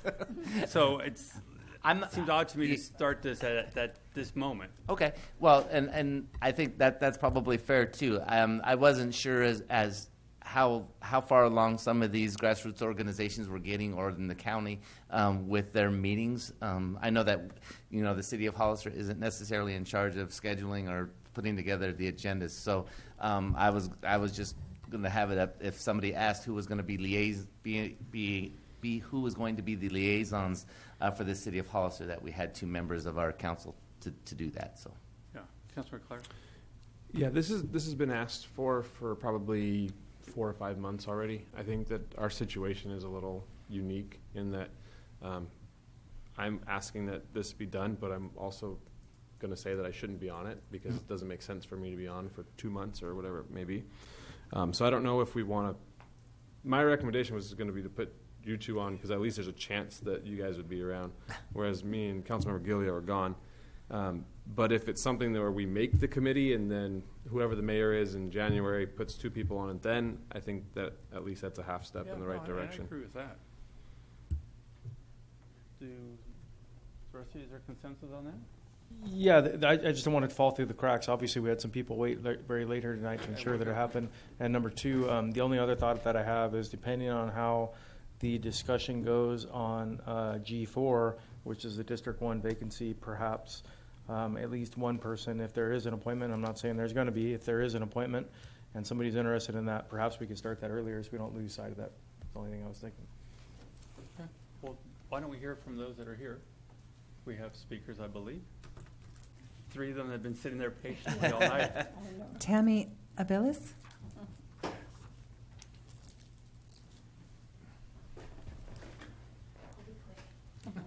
Take your time. Plenty of time. Good evening. My name is Tammy Aviles, and my colleagues and I are here from the Coalition for a New Community Library and Resource Center. And we thank you for participating by eventually or hopefully having somebody be the liaison with our group. And I just wanted to let you know we are meeting with the city, with the county, the intergovernmental committee as well. And we, look for your continued support as we try to find a solution for our library. Thank you. Thank you. We have no more speakers, Mr. Mayor. Well, that was easy. I agree with, as Councilor Clara was saying, that we can put together the committee so as we have the new people elected, then we could seat those committee members. So there's a consensus on that, or how do you all feel? That's fine. That's fine? Yeah, that's fine. Are you guys okay with that out there with the head nod, or no? Yeah. You guys are the one asking. Are you okay with that? We're going to create the committee and then fill it when the new council arrives in January. So who will you follow up with? December. The city manager, yeah. I can't get rid of anything. December, the new council takes their seats in December. In January, we go over we do the committee's. Seat assignments? Yeah. Okay. Yeah. Thank you. Okay. We're going to go and move to item G4. Thank you, Mr. Mayor. This comes to you as a result of former Councilman Ray Friend vacating his seat. What we have here is a brief outline of what we expect to have happen. If we get the go-ahead this evening, the city clerk, Christine Black, will publish in the paper a notice of the vacancy in District 1 and calling for the application submittal of those that would be interested. We can't really get into the paper until August. Is it August 31st? I think that's the closest time that we can get it done, on August 31st. We would then accept those applications through September 14th. That would give us enough time to get it back on the agenda for your October 1st meeting. And again, we plan to do it exactly as we did when we appointed Councilman Gilio. We would have a public meeting here, whether it be 4 o'clock or 5 o'clock on October 1st. The candidates would be escorted from downstairs to here as you ask the questions that you believe are pertinent of of the candidates, and then we would adjourn to closed session and then appoint an open session later that evening. So again, understood. May have been uncomfortable during portions of the Councilman Gilio's process. However, I don't think anybody can deny the fact that it was very transparent and out in the open, and certainly I mean, everybody that was sat through the audience clearly had the benefit of seeing all the candidates and how they answered their questions. So, if I can speak on this, I thought about this and went back and forth, and it did work the time we did it before. My concern this time around is it's still a 2-year term left on this. It was the same at that point. I agree. But there's potential for a completely new council to be sitting here. And I just question the idea that we would make that appointment for them. Had the council member resigned a meeting earlier, this wouldn't be a decision on our part. It would have gone to the election process. And I've heard the conversation of, well, it costs money to have a special election. Well, actually, election costs money no matter what. Anytime one of us runs for office, there's a cost to it. What I have heard from several people is, let us vote for our council member. Now, I think we do owe that to the community. If we time this correctly, that vote could be somewhere in December. I think it's a 114-day period after we make a decision. So in December or January. It can't be less than 114 days. Not less than 114 days. So December or January, you would have that new person elected and seated. What we're going to do now is appoint somebody and save 2 months. So 2 to 3 months. I think it's fair to the soonest the county would be able to hold the election would be March. A special election? And it would be 70. That's what their answer to me was. Okay, the soonest they could hold it would be March, and the cost would be $75 to $150 for a mail-in ballot. No, I don't think it was a mail-in ballot. Yeah, I think we could do on a special election a mail-in ballot. Mm-hmm. It doesn't have to be a poll. I would need to clarify that with them. Yeah, I would like to see more information. I just think we owe it to the citizens to vote for their own representative rather than making an appointment. And again, had this happened a meeting before, this would be on the ballot. So I just have my concerns about that. Oh, Councilmember Clare, go ahead. Yeah, I'm comfortable with the way the process went the first time, so I'd like to stick with it. Councilmember Vice Mayor Luna? Yes. I think we have a lot of important information that needs to be taken care of between now and December. And I really feel that we are here as representatives of our residents, and any decision we make here impacts everybody as well as an election. So what we did last time was very transparent, was very inclusive, because after all, the public came out, and they were sitting out here while we did all this. Everything was disclosed.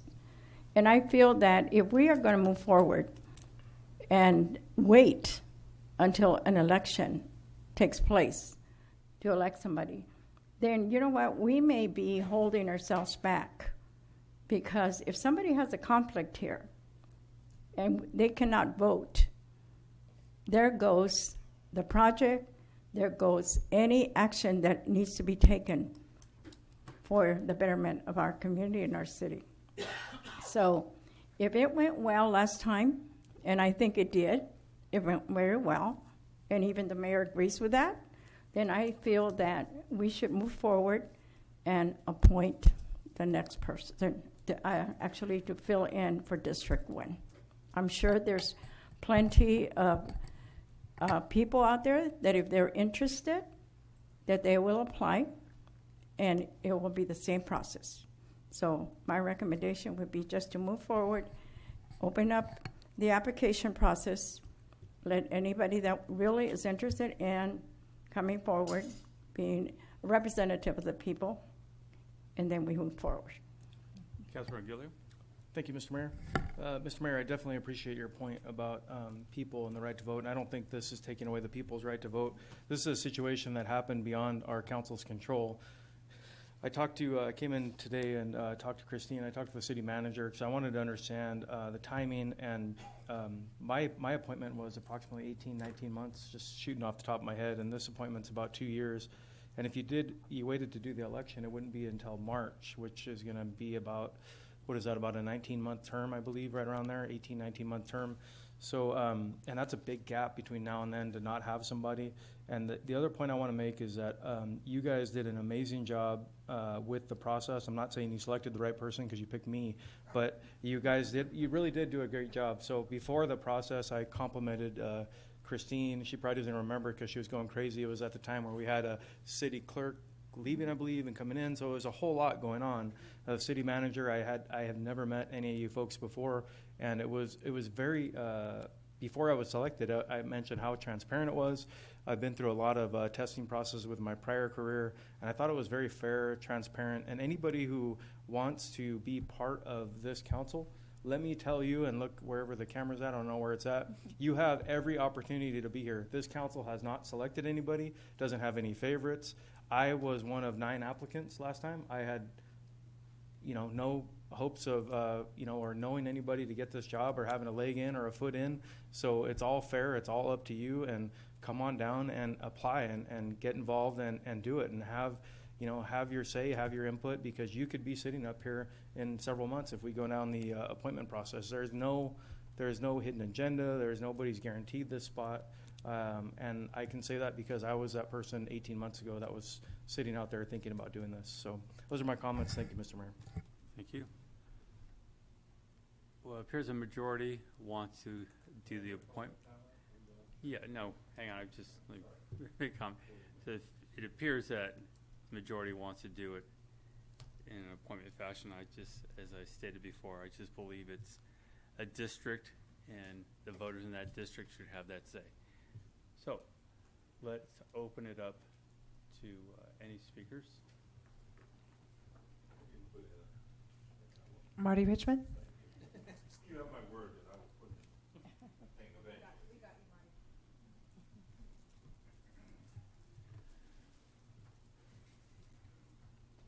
Marty Richmond from Hollister.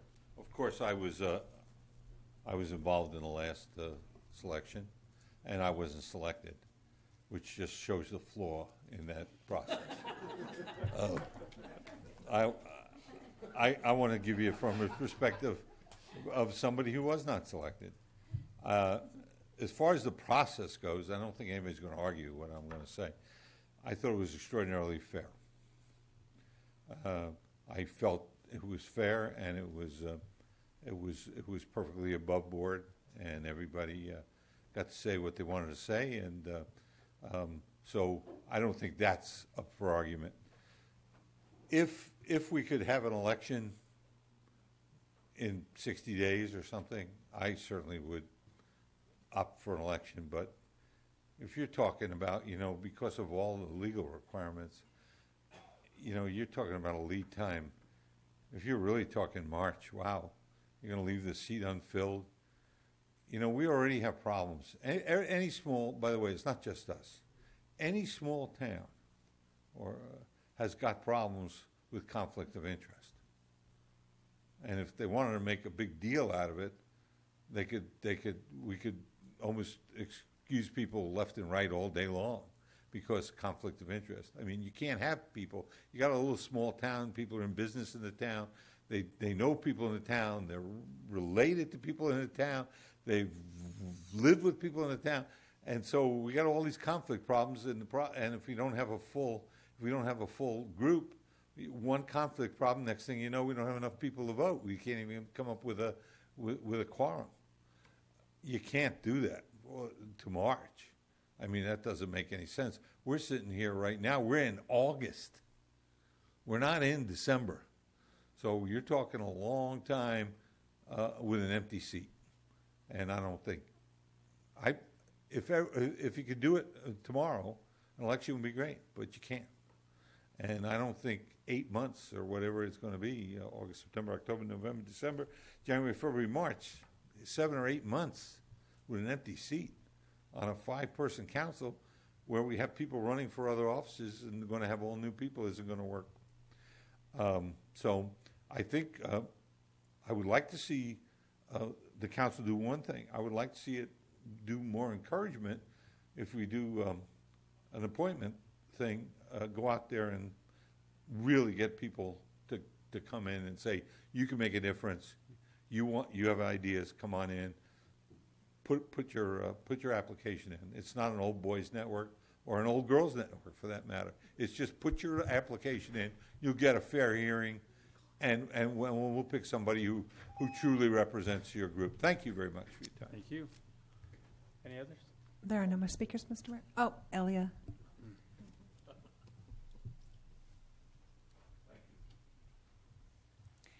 I'm going to echo what Marty says, but no offense, Marty. I think that the council actually picked the best candidate that's sitting up there right now, and I'm sorry to see him go because I think he's done a great job. So I think that being up here and people, whomever want to get involved in the city, there are plenty of people out there, especially on social media, that have a lot of complaints, and maybe some of them have solutions, but let's put it out there. And if you want to be involved and you want to make a difference, I think people are going to come forward, and I believe that the council will make the great choice. They made the right choice, and he's standing up there. So I think you should go forward, and let's not having to wait. Again, we had two guys that were two councilmen had to step out because they were about to say they had a conflict of interest. We didn't have a quorum, so that wasn't going to go forward. We had one who had to step out because of a conflict, and then we had, that we didn't have a vote, so they're going to have to come back. So we cannot afford to continue to do that. We're just dragging things on month by month. Thank you. Thank you. Okay, is that it? Yep. No more speakers, Mr. Mayor. Okay. So, Bill, the majority of the council wants to move towards the appointment. Public announcement that'll hit the paper on August 31st. Okay. H-I-J-K, there's no business. Is there a motion to adjourn? Adjourn. Motion Second. to adjourn. Motion is second. All in favor? Aye. Motion carries.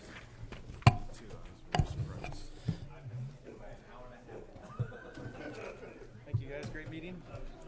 Have a great Thank you. night. All right, Jim.